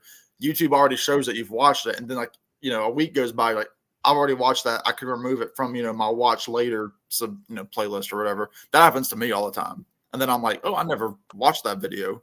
Yeah, I know. I always, and sometimes they're longer. Like, Alex makes longer interviews or longer videos when he interviews people. And it's like, I got to find a time slot to watch that. Jeff Witcher does those deep dives. Sometimes it takes me a few weeks before I'll watch one of them that comes out. It's not that I don't want to watch it. It's just, when I sit down to watch a few videos, it's like, okay, I can watch that video or I can watch 3 other videos, Yes. What's Rich saying here? Thanks for the kind words, but lots. Yeah, that's something that does, I mean, I've had that happen plenty of times. Like people started after me and all of a sudden they're just going doom, doom, doom, doom, doom. Yeah. And I'm just sitting here at one particular spot and, you're kind of thinking, well, do people hate me or what's the deal? Yeah. But, you really can't let those things kind of bother you. And so that's the thing. Yeah, we're kind of going back to the shorts thing. Like, you see people that are getting these subscribers. I'm, kind of talking to you directly, Rich. People are getting these subscribers, but again, the viewership is probably not matching those subscriptions. So is Edward just trying to be a shithead on here, or is he serious? Yeah, no, I think Edward's a big jazz. He's a smooth jazz guy. Yeah. Yeah. I mean, I know you love jazz, Gary. So if you love jazz, you would especially love smooth jazz. I was gonna say, you want to make jazz worse, put the word smooth in front of it. Put smooth in front of it, man. I can listen to some jazz, by the way. It's not like I'm totally. I mean, you have a jazz dispensary album now, which is basically a funk record. So But you know what? When I was young, for a while there, I was into having some poker games with some friends, and there was this, I can't remember where the station was, but it was some FM station here in Ohio, and they were jazz, and that's what I played when we played poker. I always had the jazz going in the background. So Gary, let me ask you, when you're looking through your homepage, I mean, you kind of talked about, the longer videos, and that's what I have to do for Rich, but I always watch Rich's videos because, especially the ones that he does on Brian's channel. I do. Yeah. I like those movie ones. I set those aside like tomorrow. Like I'll probably watch a longer video like while I'm having breakfast. Like that's yeah. Oh, I love it. I actually those videos that he does like that with those guys. I'm sorry, I'm interrupting you. No, go ahead. If I don't say it now, I'm old and I'll just forget. But like when Rich makes those videos with those guys, I even though there might be one of them on there that I don't care to hear. Yeah. But the rest of them, I like it. And it is perfect for what you just said. Like when I have, I know that my wife's not going to come in and interrupt me, make me stop, and I can just relax. Those are some of my favorite videos to watch during that time period, actually, is those ones he does. They pick their best actors, they pick their best movies from a decade or whatever, and you just always like to see how you line up. Like I said, they're voicing their opinions, and I like that. I like it when somebody has the balls to say, these are the 5 best whatever. Yeah. Especially if they can do it without saying, and here's my 20 runner-ups. Because then you're like, okay, now you're not really making those cuts. Yeah. Let me hear you just say, here's the ones I'm picking. Yeah. Then I'm like, yeah, that's great. Even if I don't agree with it, I right. like it when they do that. Well, the funny thing is too, like, because again, like I use the whole watch later playlist all the time, just because like that's the only way I can keep track of who I'm missing. Well, you know what? That's smart. I need to do that. It's the easiest thing. Like right now, because like I've kind of been like MIA from YouTube for a bit, and like in terms of just watching videos, like I have like 100 videos on there. But the thing is, like, okay, let's say, and I mean this truth for like you two guys. You're two of the guys that like I see your video come up, I'm gonna watch it. That's it. And y'all, like, I could have videos on my watch later from 3 weeks ago from another channel that I like a lot. But if you guys are gonna post 4 or 5 videos, like it, back to back to back, I'm gonna watch your videos first, even if that one is getting older and older, sitting in the watch later, because y'all are people that I consider friends. Like, like I would, you're two. I mean, obviously Alex has been here a couple times. Gary, I can only imagine that we would get along in person. Sure we would. But like, those are the guys I'm going to watch first. Like, you guys, Glenn, people that I'm friends with. And then other channels that I like a lot, I'm still going to watch them, but they're going to be put on the back burner if my friends are putting up videos sooner. Because like, that's where I'm going to start every time when I turn on the TV, on YouTube. Yeah, I'm right there with you. Yeah. Hey, Edward, by the way, if you're still out there, you're a wonderful guy. I love you, man. I didn't mean it. I wasn't trying to take a shot at you with the jazz remark there, because he's into prog rock. I mean, he is the prog hat himself. So yes, he is. It's right there in his name. Yeah. Which is funny because his favorite band is The Who. Favorite, but it's fair, yeah. But I think yes is yeah. Oh yeah, fair. Okay. I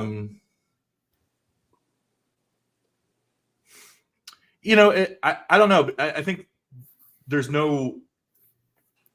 probably a lot. Each question requires a different answer in terms of like, I don't think there's like that magic bullet formula sort of thing, right? I think if you look at quote unquote successful and define that however you want, right? Like, I don't know who is like here's someone that comes to mind when I think of like, they've done it right. I don't think it's a magic formula or anything like that, but like, and you like the Mazzies and like the huge people, like a different world, right? Yeah. But like, one of my favorites is because I think he's probably like one of the nicest people ever, and I've just heard that he is like the same genuine person in real life. Is Steve Carlson, and like he like I don't know how many subscribers he's at. He's at a few thousand, but not like huge. But like interestingly enough, like he. His videos are long, they're 30 minutes long, and they're usually just like, here are the records I picked up, or here's what I'm spinning or whatever. And so, all right, good. We're all fine. It's like everything's Gary jumps on one live stream and he's calling people a shithead. I'm like, he's like, yeah, fuck you. Like, Gary, get your rural Ohio out of your neck, like, oh my God. But like, I don't know. Because, the other thing too is I could ask a question. I would ask this anytime. We could carry this into anything from entertainers to, God forbid, politics, anything else. My point is like, do people subscribe to the person or do they subscribe to the content? Because if people like the person, the content doesn't matter. Interesting. Because you mentioned this the other day. Yeah. But sometimes also it's, I use the example all the time of like, sometimes it's not the dish, it's the waiter. And I think you could use the example of that there's, that we would say, I don't understand how XYZ person has this many viewers of subscribers or anything else. Like their content's not even that good. Like whatever that means, right? Like who's the arbiter of what good content is? But also it's like there are some people who are just charismatic. They just they create that sense of home. I've often joked, I don't know if it's like true or not, but like I find myself fully gravitating towards like fucking British people. Like they could talk about anything, and I'm just like, I like British people. Yeah. Like tell me that again. Like love that accent. For example, like here's a person that I think I don't know what the fuck he's talking about 90% of the time. Like I'm not into the music he's showing. He's showing typically 45s of like disco or punk or soul that I'm like, whatever. like a lot of Donna Summer, that type of stuff. But John over at 6-Inch Pianist, A, because it's one of my favorite channel names of all time. But B, it's like I just like him. I don't know what the fuck he's showing. But he posts a video and I'm like, well, I'm watching that sort of thing. And so, and what's interesting though is like I'm sitting here like thinking to myself too of, well, are there people who quote unquote their content is really, really strong, but they might just not have like the personality for it, or does that matter?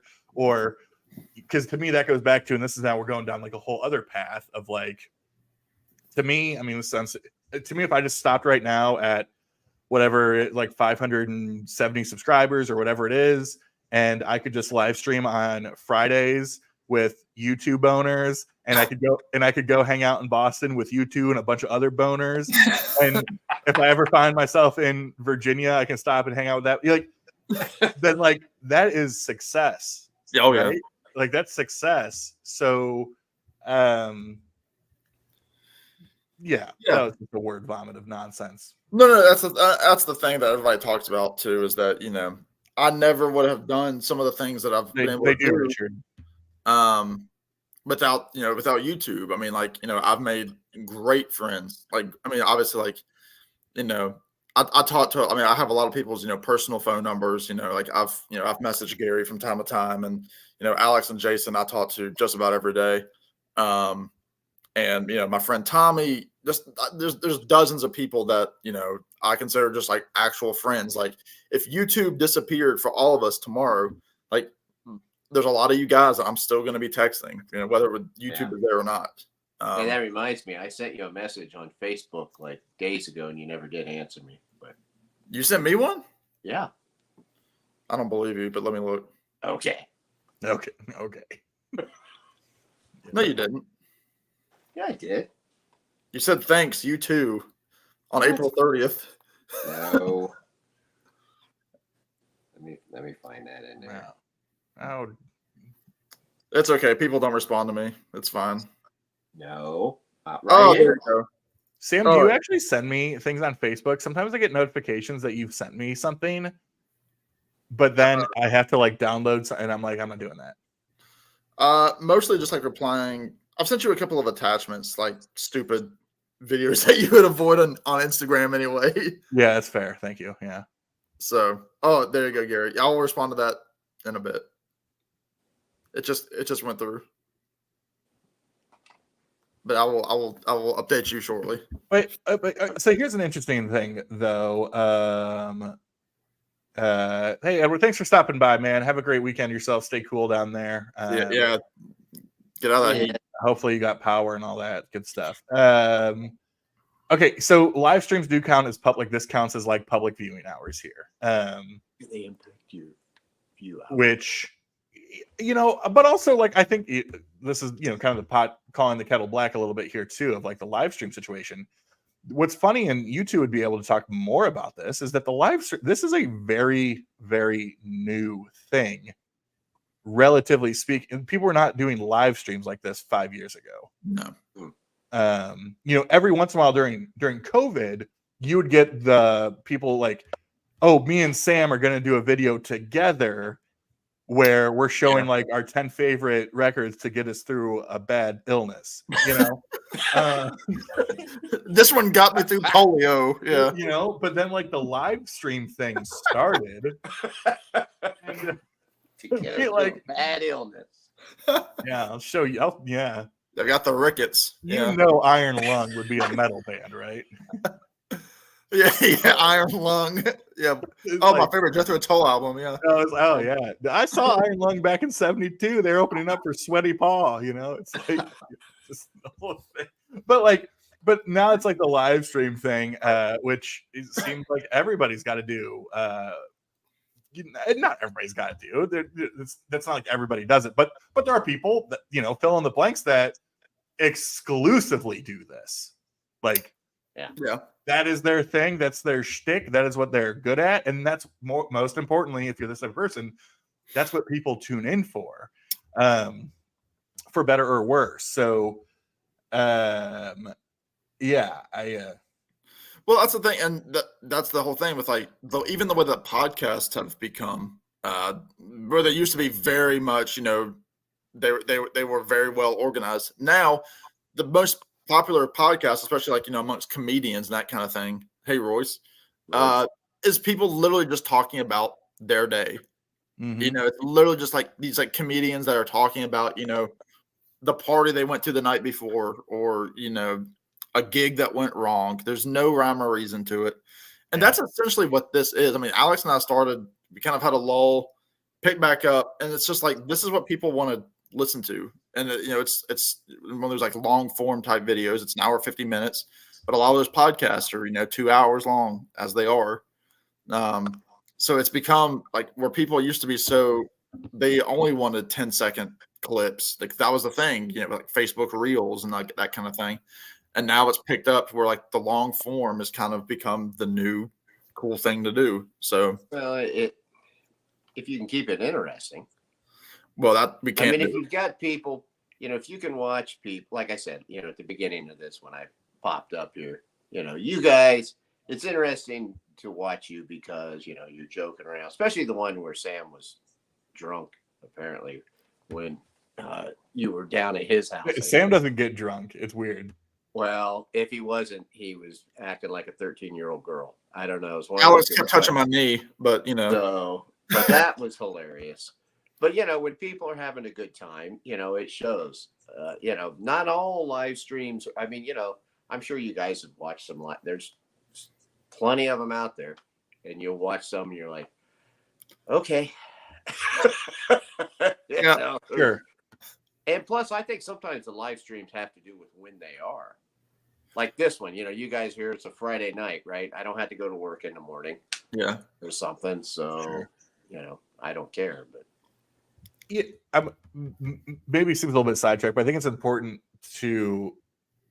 I think this is important in terms of doing it. Like, if there's any thought to just do a video, then just like do the video. That probably sounds like stupid, but like, this cat shows up in my comments and in the live stream now all the time, simply because he's also a coal mine shill.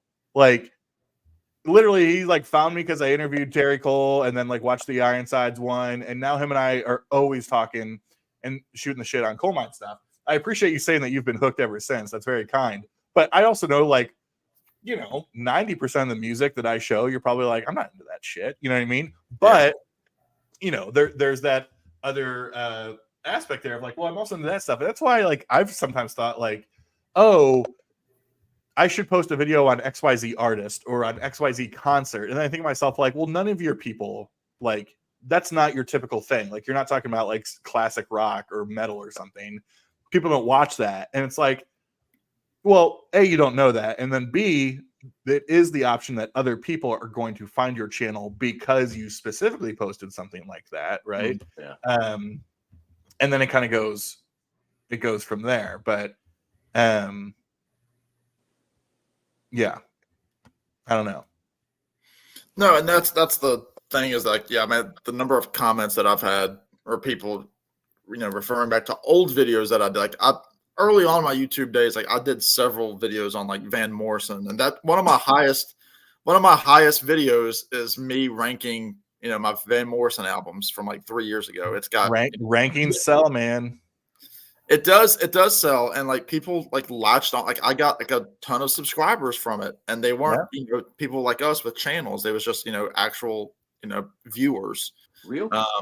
But like I haven't done one of those videos about Van Morrison in a long time. So like I wonder who those people are, where they went, if they watch, or if I were to do like a Van Morrison video tomorrow, would people come out of the woodwork? You don't know what video is going to latch on.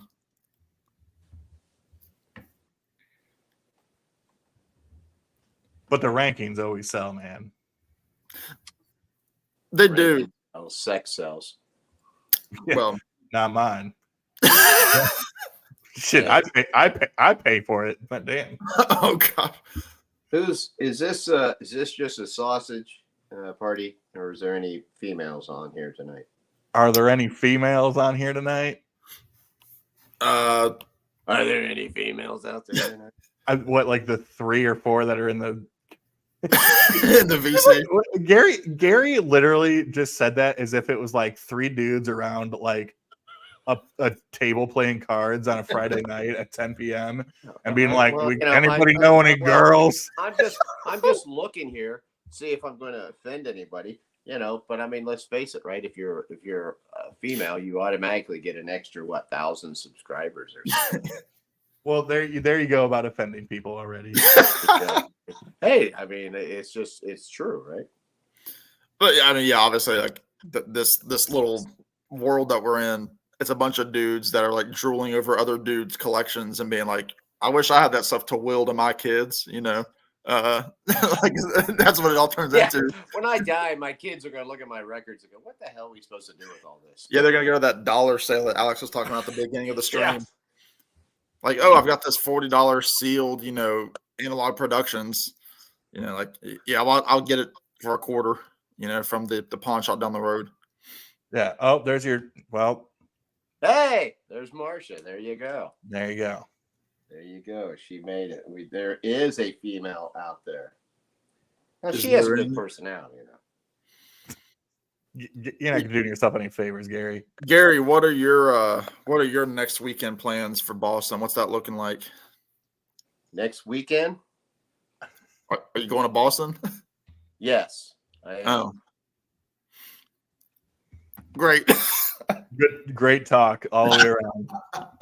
I'm going to. Are you going to Boston? Or both? I know Alex is. Are you going, Sam? Undecided. I said yes in the RSVP, provided certain things that I'll discuss in the chat that you sent me. Okay. But it's kind of all dependent on something related to that. But I would love nothing more to do that. Matthew Street, kindly enough, said that I could stay at his place. Wow. Going up there because I know he's going. He's bringing his wife, if I'm not mistaken. So it sounds like a few of the guys are bringing family. Yeah, I'm not. I'm just coming on my own. Yeah. You don't want your wife to see you laying under the table with a PBR? Well, my wife is. Sounds like a Wednesday. She's going out of. She's visiting some relatives, so. But she was nice enough to tell me, because I was talking about this, and Josh, on the flip side, he's wanted me to come out there for a long time. Yeah. And so I thought, well, this would be really cool. But I thought, I can't do it. I can't go. And she's like, you should go. Get a plane ticket and go, and blah blah blah. And then when Josh said, hey, he said, you can stay at my house. I'm like, well, there you go. I'm sold. Because right before that, actually, I'd been like talking to like Alex and Jeff Witcher, both them guys, because they were both saying, hey, maybe we should. Is Jeff going? Stay together, huh? Is Jeff going? Yeah. Okay, great. Man, yeah, he'll be there. How many? Well, Marcia was on here. She's going, right? Marcia's going. Trevor's going. Obviously, us. Sam, Campbell, French Vinyl Addict. He's going, right? Brian will be there. Embryonic Robot's coming. Right. Yeah. Well, I mean, I'm just trying to see if anybody who's on this. Oh well. Steve. Yes, Steve. He's not here. He had his warm milk and he's in bed by now. No, I'll be interested to see Steve at a keg party when all he has is his vino. Looking down at us, serfs. Yeah. Gary, when are you getting in? I get in Friday. I think like around 11:30 noon. Okay. Somewhere. Okay. I'm kind of, because I'm staying with Josh, I'm kind of at the mercy of whatever he wants to do. Right. I mean, where I know he has some places he wants to take me and Jeff. So, and I'm cool with that. I mean, we're going to the party. We're going to be at the party and everything. But beyond that, that's, I know I've been in like some text groups like with Steve, and and Anthony and some guys, and they're like, well, we need to do this and that. And I'm like, well, I'd love to do all that. But I mean, I'm just wherever Josh wants to go is what I'm going to do. Right. Yeah. He's hosting me. I'm not going to tell somebody and say, hey, we should go over here. That's what Alex tells me when he stays. Hey, Sam, I'm going to eat this. Or, Sam, we need to go here. I'm like, sir, you're sleeping on my couch. Sir. Listen, I got nothing to say. But no, Alex, you need to get yourself down here. We need to go to Bojangles again. See, it's always you and everybody else in my life. It's always about where I need to go to see people. No one's ever wanted to come to Columbus. Well, I would have gone up there to see, Pepe. I came to Columbus. Yeah, Gary, we got to find another metal show to go to. There's a lot. You know what we should have went to? There at the Rumba Cafe, they had a police tribute band. Yeah, like the mall cops. The canaries in the coal mine. I think they called themselves the Fuzz. The Fuzz, yeah. Oh gosh, I don't do I tribute would personally bands. love that. I mean, I don't do tribute bands. Don't you really? I don't. You're a snob.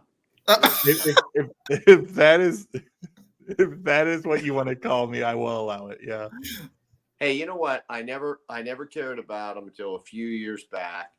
I took my son to see a Who tribute band. Mm-hmm. And, I'm thinking, oh, okay. But after like about 4 songs in, I'm like, they're playing all these songs by one band that I love that you never get to hear live unless you go see the actual band. Right. And it's like, I'm just having fun, and it kind of changed my opinion on them. Yes, I understand it's not the real thing. And trust me, it's not the same feeling as when I'm in the room with the people that actually wrote the music. Yes. I get that. But it's when you go see a bar band, right? And they do some songs you like, you're like, oh, that's great. Hey, Rob. Hey, Gary, how you doing? Good. So when I see a tribute band of a band that they're doing a tribute of a band I like, they're going to do just songs from them. I don't have to worry about sitting through 4 or 5 other stupid songs before I hear one that I like. It's just fun. You go have a couple beers, and I don't look down on it. Well, I remember, Gary, you did a review. I think you went with one of your sons to that Pink Floyd show. It was right there on the river, and I remember that looking like a really cool. Or it was one of the lakes. I can't remember what it was. Yeah, that is Brit Floyd. It was up in Cleveland. It was by a river there. There is a river in Cleveland. It catches on fire. Catches on fire every once in a while. It catches on fire every few years, but yeah. Well, hey, Rob. How you doing, guys? Well, good. You're about 25 minutes late to the very in-depth conversation about YouTube success, and so I wouldn't know anything about it. As a recent monetizer, hey, I made $12 tonight. Tonight, wow! And YouTube takes 30% of that. You made $12 before you started this live stream, like out on the street. What are you talking about? Because sir, No, I recently was approved or whatever for that first that level where you can have membership and then get super chats. And so my sister, because she's hilarious and my favorite troll, sent me $2 with the highlighted comment, "This stream sucks." And then as we're laughing about that, our boy Steve sent me $10 and says, "I agree. This stream totally sucks." So look at you, man. You're rolling. I don't even know how you do that. So, well, the whole monetization thing. Yeah, I'm not sure what all the qualifications are. It's not what we're doing, Gary. I'll tell you that. Because I'm there with you. I mean, at first I thought it was once you have over 1,000 subscribers, but that's not the case. They dropped out to 500. It's 1,000 subscribers and 4,000 watch hours in a year. Is that what it is? Yeah. No, it's dropped, right? What's that? For certain time, because Alex, you have what, 6 something. Yeah, so there's one level below that, whereas it's 500. Yeah. There's 500 subs, and you can get the super chats and the super thanks and memberships. I don't understand that shit. And then there's the 1,000 subs, 4,000 watch hours, where you get monetization based on ad revenue. So for every 1,000 clicks, you get like half a penny, whatever the hell it is. I don't know if it'd be worth my time. Well, put it this way. I mean, listen, I am a tiny channel. The only reason I monetized, I don't give a shit about making money on YouTube. Couldn't care less. But it was only the principle of it, right? I'm like, I'm doing the work, and YouTube's making the money. Yeah, so it's like, I don't blame you. Yeah, why shouldn't they send me monetizing. 25 cents for for me putting in hours of work? So after, and they only pay you in $100 increments. So once you've earned $100 worth of like ad revenue, they'll send you a check. This could be a long ass time before I get a check. I think I have made in 3 months like $21.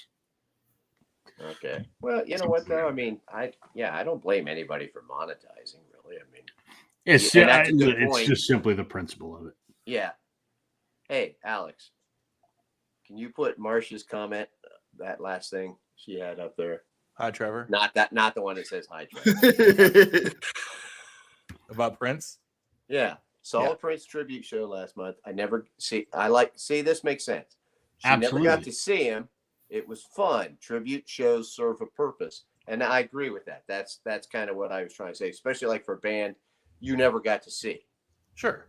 Listen. And I think it's just, you get to hear it live. That's why, like when, Sam was just talking about the Brit Floyd show. I love it. It's great. Look, you don't need to get defensive about it, Gary. I'm just trying to make my point. I agree with you. If a Tom Petty tribute show rolled in town, I'd go see it. I wouldn't. They have, and I don't. Actually, we've had a couple that have come through town. See, the issue is, here's the thing for me, and again, I don't like bashing on YouTube, but when they dress up like the band, and it's like this dude who's like 300 pounds with a blonde wig pretending to be Tom Petty, and the show is $45. I'm like, heck no, man. Well, I mean, yeah. I get that, and not all tribute bands dress up. Right, yeah, but I prefer that. If I'm different versions of that, and sometimes I've seen some that do dress up, some that don't, and they're fun. And when you said that about the guy being 300 pounds and dressing like that, that kind of makes me think, because like I'm also fucking here, like I've went to my share of comic book conventions. And they do a lot of cosplay at that. Oh, yeah. And there's this guy, I remember seeing him. I saw him at a couple different conventions. I don't know if you're familiar. There's a character named Dr. Fate. But anyway, he has this super cool looking gold helmet. And his outfit's like all blue. He's got this yellow cape. This guy had this fantastic looking helmet. Really cool costume. Big old gut, hanging out. You also see some Wonder Womans, running around. There's not much to wonder. Yeah, but it's like, you know what? They're having fun. That guy's Dr. Fate costume was pretty awesome, But you see the gut, and you're like, yeah. There's also a lot of really nice Wonder Womans running around. Well, there are, right? I didn't want to say that. I have seen my fair share of Princess Leia's going around. Okay, back to my original point here. Let me defend myself here, because I'm like, it's funny that we started it with me hoping everybody was having a good Friday, because now I'm getting crucified because I said something about tribute bands, and you asked me if I would. You're like, we should have gone to the Rumba Cafe to see Hot Fuzz. Hey man, we should have got together and do that. And you're like, right? I was like, I'd rather kick my own ass. I was like, why would I pay money to hate my life for 3 hours when I can not pay any money and still hate it for 3 hours? But I have no problem with tribute bands, shows, especially for people who are no longer with us that we'll never get to see again, all that type of stuff. I'm all in on that. But for me personally, if you were to ask me, would I pay? Because the other thing, like the Brit Floyds of the world and the Wish You Were Here, that's another huge Floyd tribute act, or some of these Beatles things. I mean, those concert tickets are whole ass concert ticket prices. That group Rain is coming here later this Rain. summer. It's high dollar. High dollar. Rain is playing here. They're playing in a 5,000 seat venue.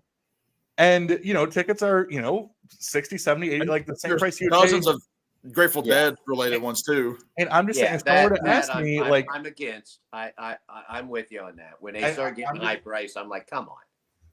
I'm just saying that if someone were to ask me, do you want to pay this money to go listen to other people play other people's music? It's a no from me. It's just not something I am personally interested in. Okay, well, this Police tribute band, it was $15. And you know what? If you would have said you would have got your fat head over there with me, I would have bought your ticket for you, so that way you wouldn't have to say, I shall not pay. Here's what would have happened, Gary. Hold on. Other people's songs. Well, here's an industry secret. As the first, hold on.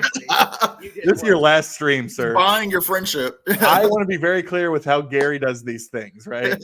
Gary invited him to some record stores. Gary out here coming like he just unloaded his entire life's savings on some house project or something. Because he was like rickety old man about it. He's like, oh, Alex. He's like, I would love to come record shopping with you, but I just don't know what I can afford anymore. So we go to a record store, and he's out there. He finds 3 records. Each of them is $6. And he's like, oh, boys, I got to put 2 back, I just can't do it. I'm sitting here. I was like, do I got to buy this guy's fucking dinner? I was like, I don't know if this man can eat. So then, of course, we go get pizza and beers. And he's sitting there I was like, why don't we just split the whole thing? He's like, split the thing? I mean, you ate more pizza than I did. I'm like, this man is pinching. He's pinching. And I don't know Gary that well. So I was like, man, I'm looking at his, the tires on his cars. I was like, are those good? Let's talk about cars. And so then we get to the show, we get to the concert. The man goes to every merch table and buys 3 things. And he bought $150 of merch. What? And he kept going back. He'd go and buy one thing, and he's like, I got me a $4 to $5 t-shirt. Well, that's good. I was over here paying extra for the mushrooms on the pizza. And then one band finishes, and he's like, I gotta go buy something of theirs.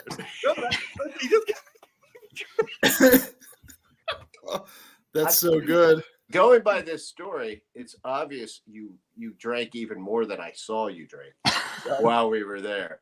Oh, I was drinking before. Man, I'm drinking a beer, and Alex takes off, boom, comes back with another one. I'm still on my first one. Boom, he comes back. He's on another one. I'm like, geez, this guy has a problem. No wonder he's called Beer and Vinyl. Gosh. Yeah. So that was it was, I'm talking about. I'm starting to feel, literally, he was looking at 3 records, and he said, oh, I gotta put 2 back, it was just... Hey, that's me. That's you today. That's it too, yeah.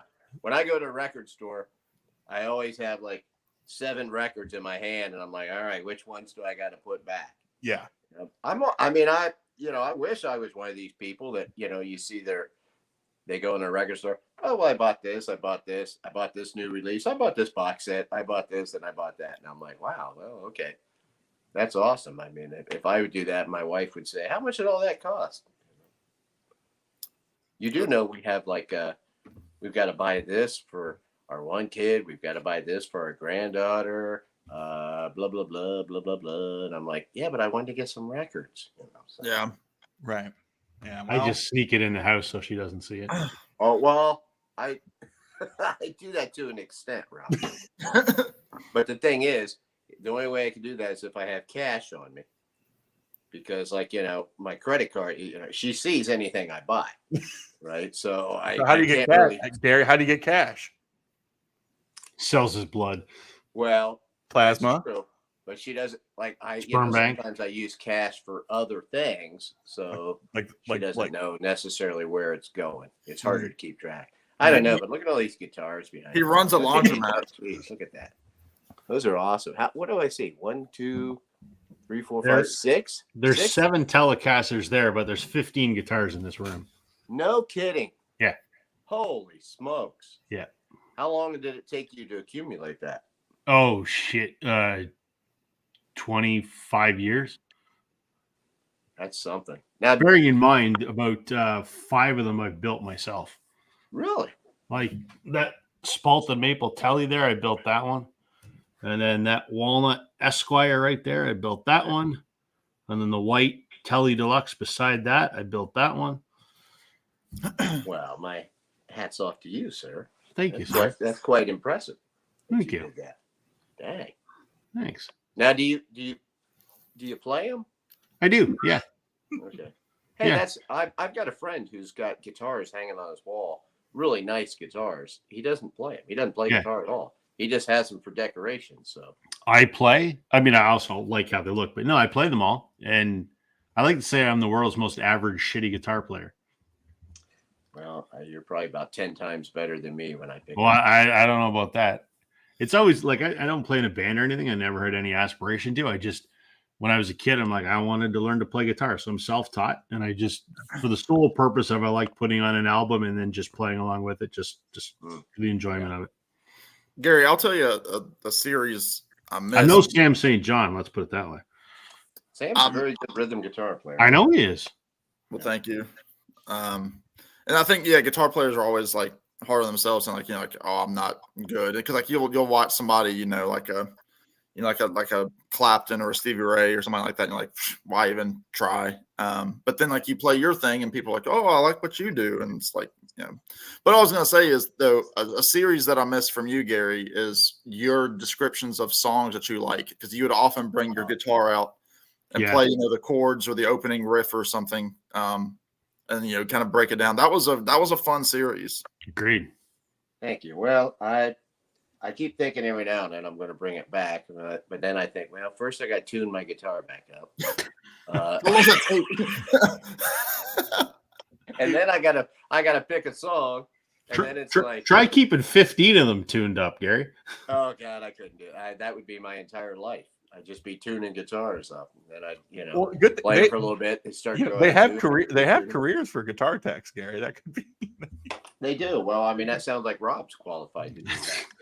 I don't know about that, but yeah, I appreciate that, Sam, and I would like to do more of just kind of I don't play guitar all the time like you do. So like when I pick out a song that I like, at first I got to think, well, do I think I can figure out how to play this?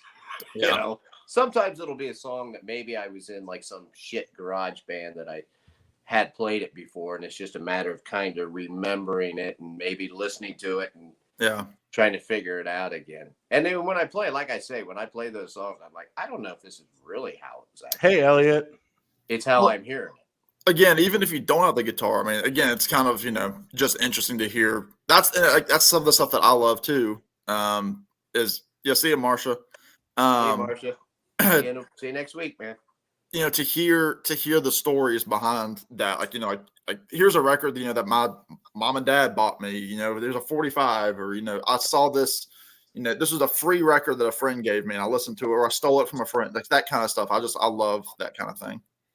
Well, thank you. Yeah, I do too with other people. When I see other people's videos where they have some kind of personal connection with the song, and even if you don't like the song, right? I think that's cool to hear. That's one of the things. We were talking about videos that we like, Rob, topics that we like and stuff, and I think that's another good one. Is when people they can add something personal to it. Especially people who like. They relate something for when they were young, or maybe, it's even like sometimes it's a little sappy, but you can't help but get to you. This reminds me of, maybe somebody they've lost or whatever, and then it actually makes sense what they're talking about. And you see that song sometimes in a different light, I love those videos because, I mean, we can all talk about the songs or albums or whatever. I go listen to the album. I don't really give a shit. But when someone tells me why they connect with that piece of music, it's great. I love Alex and Brian and I did a thing on Father's Day about how music connected us with our fathers who have all passed away. Yeah. One of the most fun videos I've ever been a part of making, because I got to hear the stories of two other guys that have been through a similar experience to me, and the common thread through all of it is music. I love those videos. They're great. Yeah. And, it's funny. And you saying that, you're talking about dads, and, I've heard lots of people on YouTube who have said, well, I remember my, dad. Well, you got people younger like Sam, but even like people who are just like a few years younger than me. And, they talk about, growing up, my dad was always playing this record and that record. And it almost makes me jealous in a way, because like music was like, to my dad, he didn't care. Music didn't really mean anything to him. So like, he was not playing music. He would get some 8-tracks, but they were literally they were elevator music. Mm. And he would just put them in sometimes, and it was just kind of playing in the background. The only good thing about that, with his indifference to music, was when I got into music, like, starting at 11, 12, he would, we had a station wagon. I'd sit in the back. He'd put like more of the music in the speakers in the back. He'd play albums. It didn't bother him. He didn't care. Yeah. Oh, you want to hear Kiss? All right. He's not paying attention to it. Yeah. It all sounded the same to him. I remember being, I was probably about 18 or 19, somewhere around in there. I played in this, we had this little garage band, and we played at this festival in this small town up on a truck bed. And he actually came to it, him and my mom, and he was sitting right down there close to a speaker. Of course, he's not moving or anything. We're playing all these songs. They all sound like shit and everything. And he's just sitting there like that. They paid us some beer. We didn't make any money, but they gave us beer. So, that was pretty cool. And afterwards, he comes up and he goes, well, you must have done a good job. He said, because that sounded like all that shit you listened to. And he goes, so good job. And I knew for him, that was a compliment. Yeah. And it really was to him. I'm sure it sounded like the bands we were trying to emulate and stuff, even though it was crap. Yeah. To him, it all sounded the same. But I'm jealous when people talk about, I remember we listened to the Rolling Stones, or even, like Sam has a lot of story. He goes to concerts. He's gone to concerts, with his parents and stuff. Yeah. But, that's crazy. I mean, it's not crazy. It's awesome. Yeah. But to me, it just seems unheard of. I want to take a moment here. This interesting question from Dan. We got some clarity. I have a feeling I know where Rob would go with this one, but where to go? Okay, so the question is songs that were re-recorded, so not a cover song, song written by, performed by an artist, and then re-recorded at some point, obviously down the road later in their career, that trumped the original. Again, I'm sure Rob has some immediate thoughts. Re-recorded by the same artist. By the same artist, correct. Oh yeah, I mean, I can think of a few off the top of my head. I mean, Gordon Lightfoot redid all of his hits were re-recorded for Gord's Gold, and many of them that were on Gord's Gold a lot better than the original album recordings. So, so what I mean, when I think of our top of my head, Canadian Railroad Trilogy, I talked about it in a video a little while ago. When he re-recorded it, there was like, a string section and orchestration added to it, and just added a little bit more depth to it. And it's the first one that immediately pops into my head. Yeah. Yeah. I don't know if anything that actually like trumped the original. I mean, a lot of those guys, when they switched labels, re-recorded. I mean, obviously, like you have like the Sinatra Capitol record stuff that he re-recorded. which kind of became the hits for him. And then, so there's a song that Tom Petty did in 1985 for the Southern Accents album called Trailer, which was recorded by the Heartbreakers. Never made the album. I think it might have ended up being a B-side, and that I'm not 100% sure of. But then it was recorded for his last full album with his band Mudcrutch in 2017. And it's Trailer. It's recorded with the Mudcrutch guys, who obviously include Tom Petty, Mike Campbell, and Ben Mott Tench from the Heartbreakers. So you have like this older Petty singing, and it's like the production sounds better. It's not that 80s kind of synthed over production. I prefer that version to the original. Does it trump it? No, but I like that version a little bit more than the original. Yeah. I know where you were going with asking me this question. Well, I mean, yeah, but the obvious is Taylor Swift, who's recorded 4 of her 6 first albums, and many of those are much better. I think 2 that I think of that are, one's kind of a cheating, one's is a lot of the I don't know if your mind went here, Gary. It was some of the Whitesnake hits, right? Like Here I Go Again was part of, that blew up in 87, but it was recorded originally much earlier. I think some other ones were too. And then again, the one that's kind of like a half is Steve Miller Band. I mean, there were aspects of like, what is it? I can't even think of it. Like, a lot of those major, huge hits that he had in the mid to late 70s were sort of reworkings of songs that were on his first like 3, 4, 5 albums. He was working with like the Space Cowboy thing years and years and years in albums well before the actual song that became like the huge hit sort of thing. I thought for sure, Alex, you were going to mention like Def Leppard when they did their whole thing didn't they re-record their masters? I thought they did, didn't they? Yeah, but I don't know where that ended up. And I don't know that I would go as far as saying that they, were better or anything. That was what was on iTunes when I was growing up. Yeah, because they were not, because like label type stuff, like they didn't have the masters. And so like they weren't streaming for a while, and then they were, and then they like re-recorded a couple things. But like, I don't know that those were like the superior, version or anything like that. Squeeze did the same thing a few years ago. Yeah.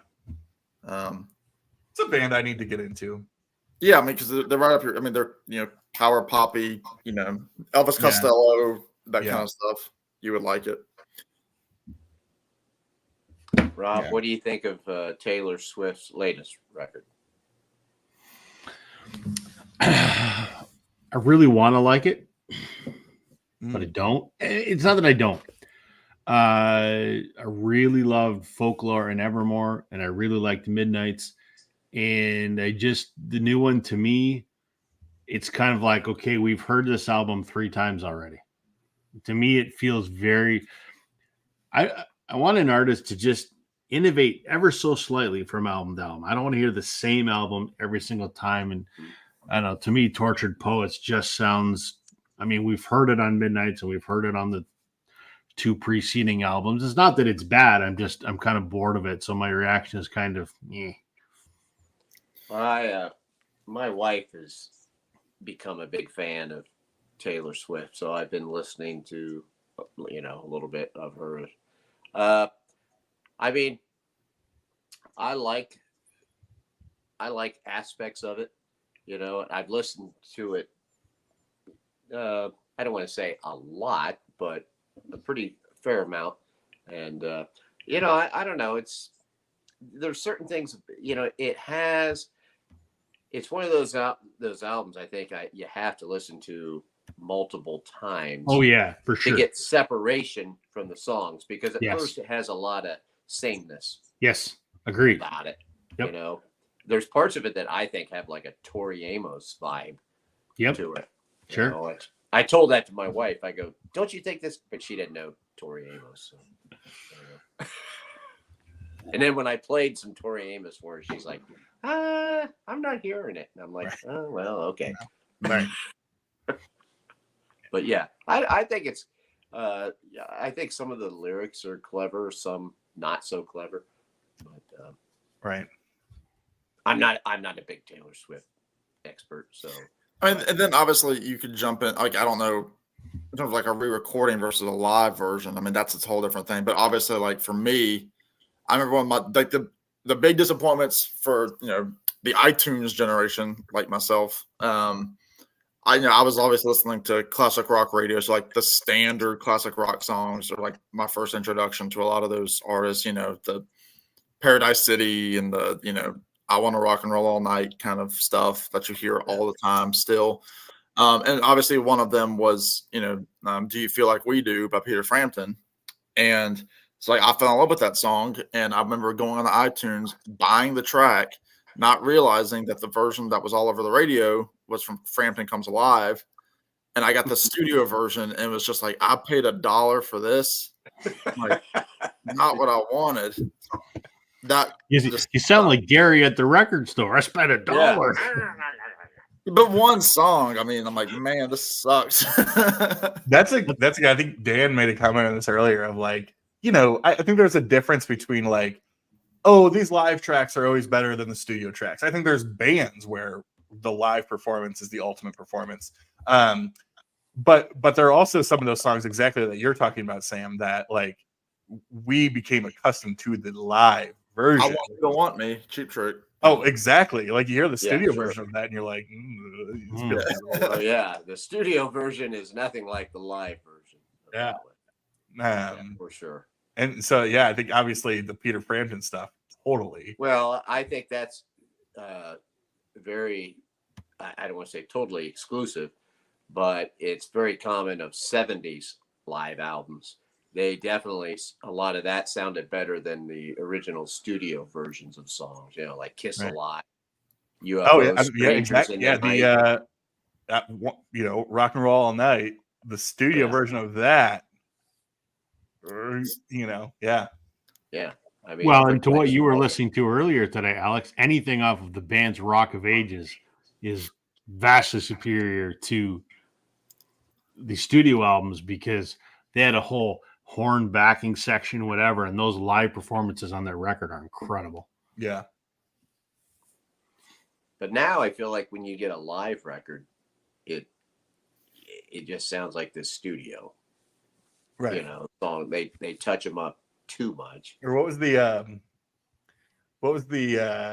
Jay Giles hit with Reputa? Must have got lost. Yeah. I was like, I don't think there's even a studio version of that out there somewhere. Oh, Jay Giles is a perfect example of a band that sounds totally different live than you listen, like, hear the live stuff, then you listen to some of the studio stuff, and some of it's like, that's kind of weak. Yeah. Mm-hmm. Right. Yeah. And then you get into the whole, conversation going on here of like, it's funny, like, Unleash in the East. I mean, those are the definitive versions of all those songs, but also, Unleash in the East is one of the most famous, not really all that live. I mean, same with Kiss Alive, right? It's like, well, but that gets into, the whole thing that I can, we can blab down that well, but why is the title this Vagabonds, Virgins, and Misfits? What is that? Well, Alex the Virgin, and Alex is the Virgin. Sam is the Misfit, and I guess you and I are Vagabonds, Gary. Yeah. It's not our show, so yes, I guess so. Well, I assume you guys were talking about the album off the top. Was that why?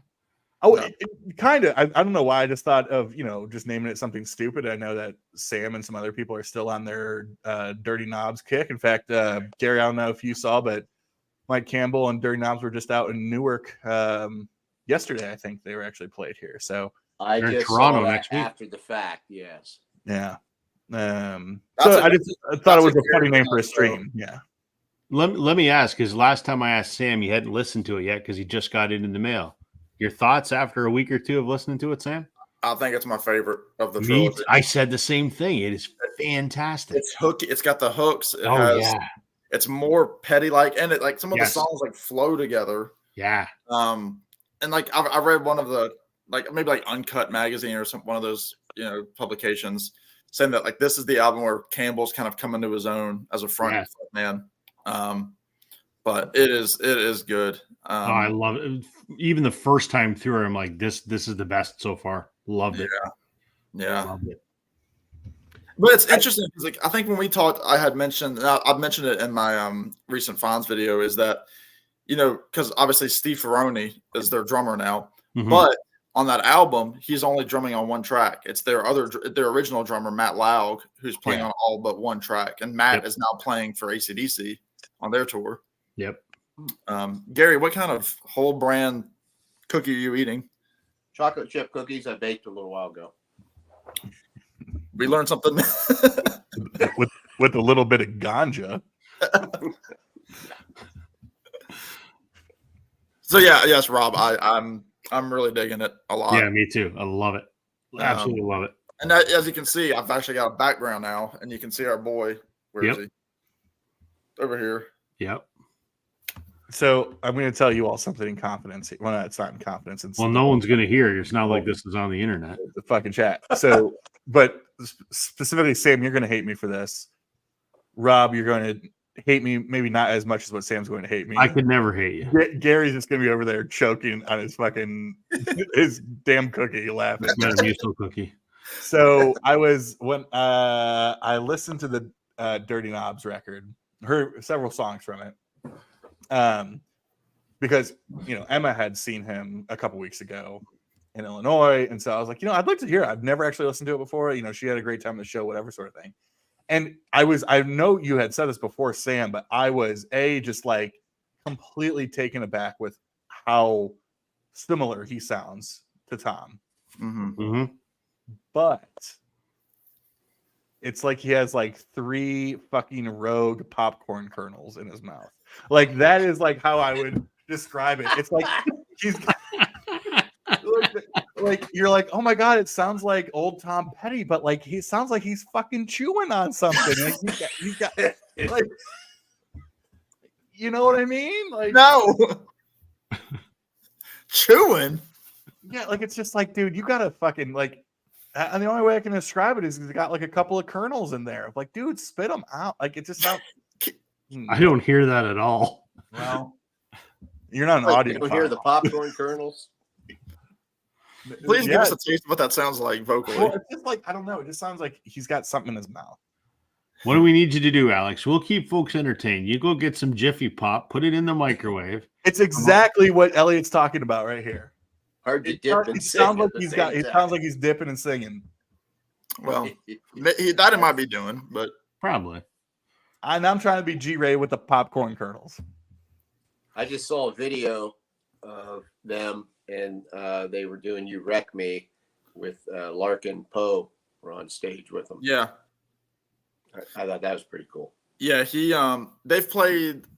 I think they were on the second album. They play on a track. Maybe I don't know if they were credited, but I think they were in the liner notes. I know they opened for them, and when I saw him, and actually, I think I've sent Rob a song by this artist, and I think I sent actually one to Gary. That artist, Emily Nene, the honky tonk country singer. She didn't come out and sing with him, but he often will bring out the guest artist. But he did. "You Wreck Me" was the last song that he played. And I was just like on cloud 9 hearing that live. Because obviously he's playing that original riff, like down. Just yeah. But I didn't see any popcorn spitting out of his mouth there, Alex. Elliot, I agree. I love Larkin Poe. I think they're fantastic. Hey, did you see Sam? You were just mentioning that Margot Price got her nose redone. I was going to ask you earlier, and I don't understand it.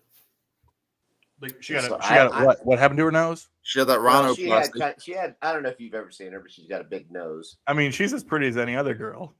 She is. She just didn't. What kind of remark is that?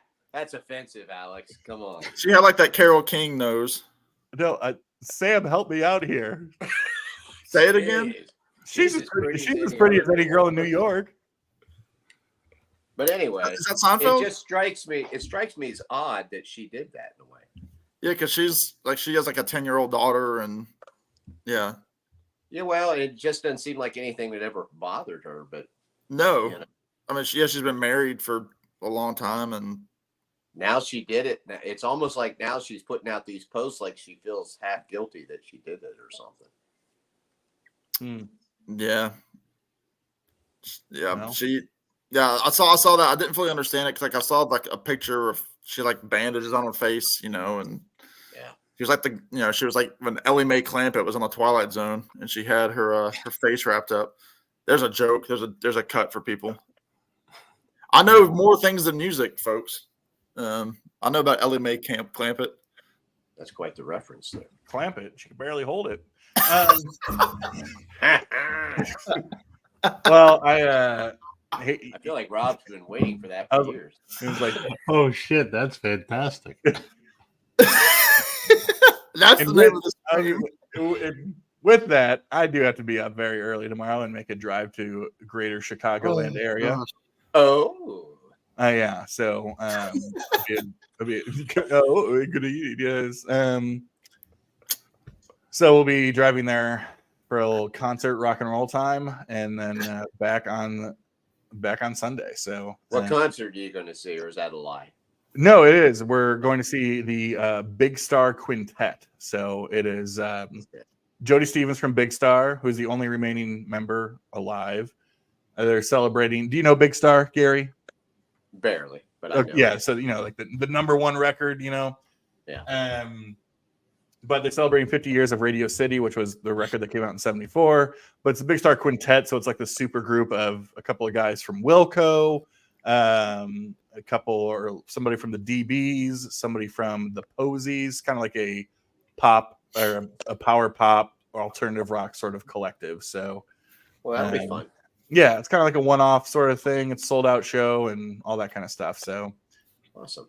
Be swinging up there, but have a good time at that, Alex. I will, Gary. Thank you so much for that. Tell Emma I said howdy. Okay, I will tell Emma that you said howdy. I'm sure she will respond with "Tell Gary I love him." That's usually how she responds. So, yeah, but appreciate y'all joining, Gary. Glad that you were able to join us on, kind of. I know you've been on live streams before, but usually your first time here on the Beer and Vinyl Show. Just want to thank you for. It's rare that I go on them. Yeah. And it's even rare after the stream. Yeah. Yeah. Well, okay. I don't think Alex is going to let me come back now. Well, we'll see. I got to think about it. Yeah, I understand. Rob, good to get a few minutes with you. I should be good for Wednesday. So cool. Looking forward to it. Again, as long as I don't get like the worst news ever from my doctor. So well, let's hope not. Yeah, but all right, we'll boys. keep your seat warm for you, even if you're not there. Cheers. That's all we can do. Sam, pleasure as always. Mon frere. All right, fellas. To the people out there, thanks for hanging out, and have a good weekend, everybody. Bye, boys. Right. Bye now.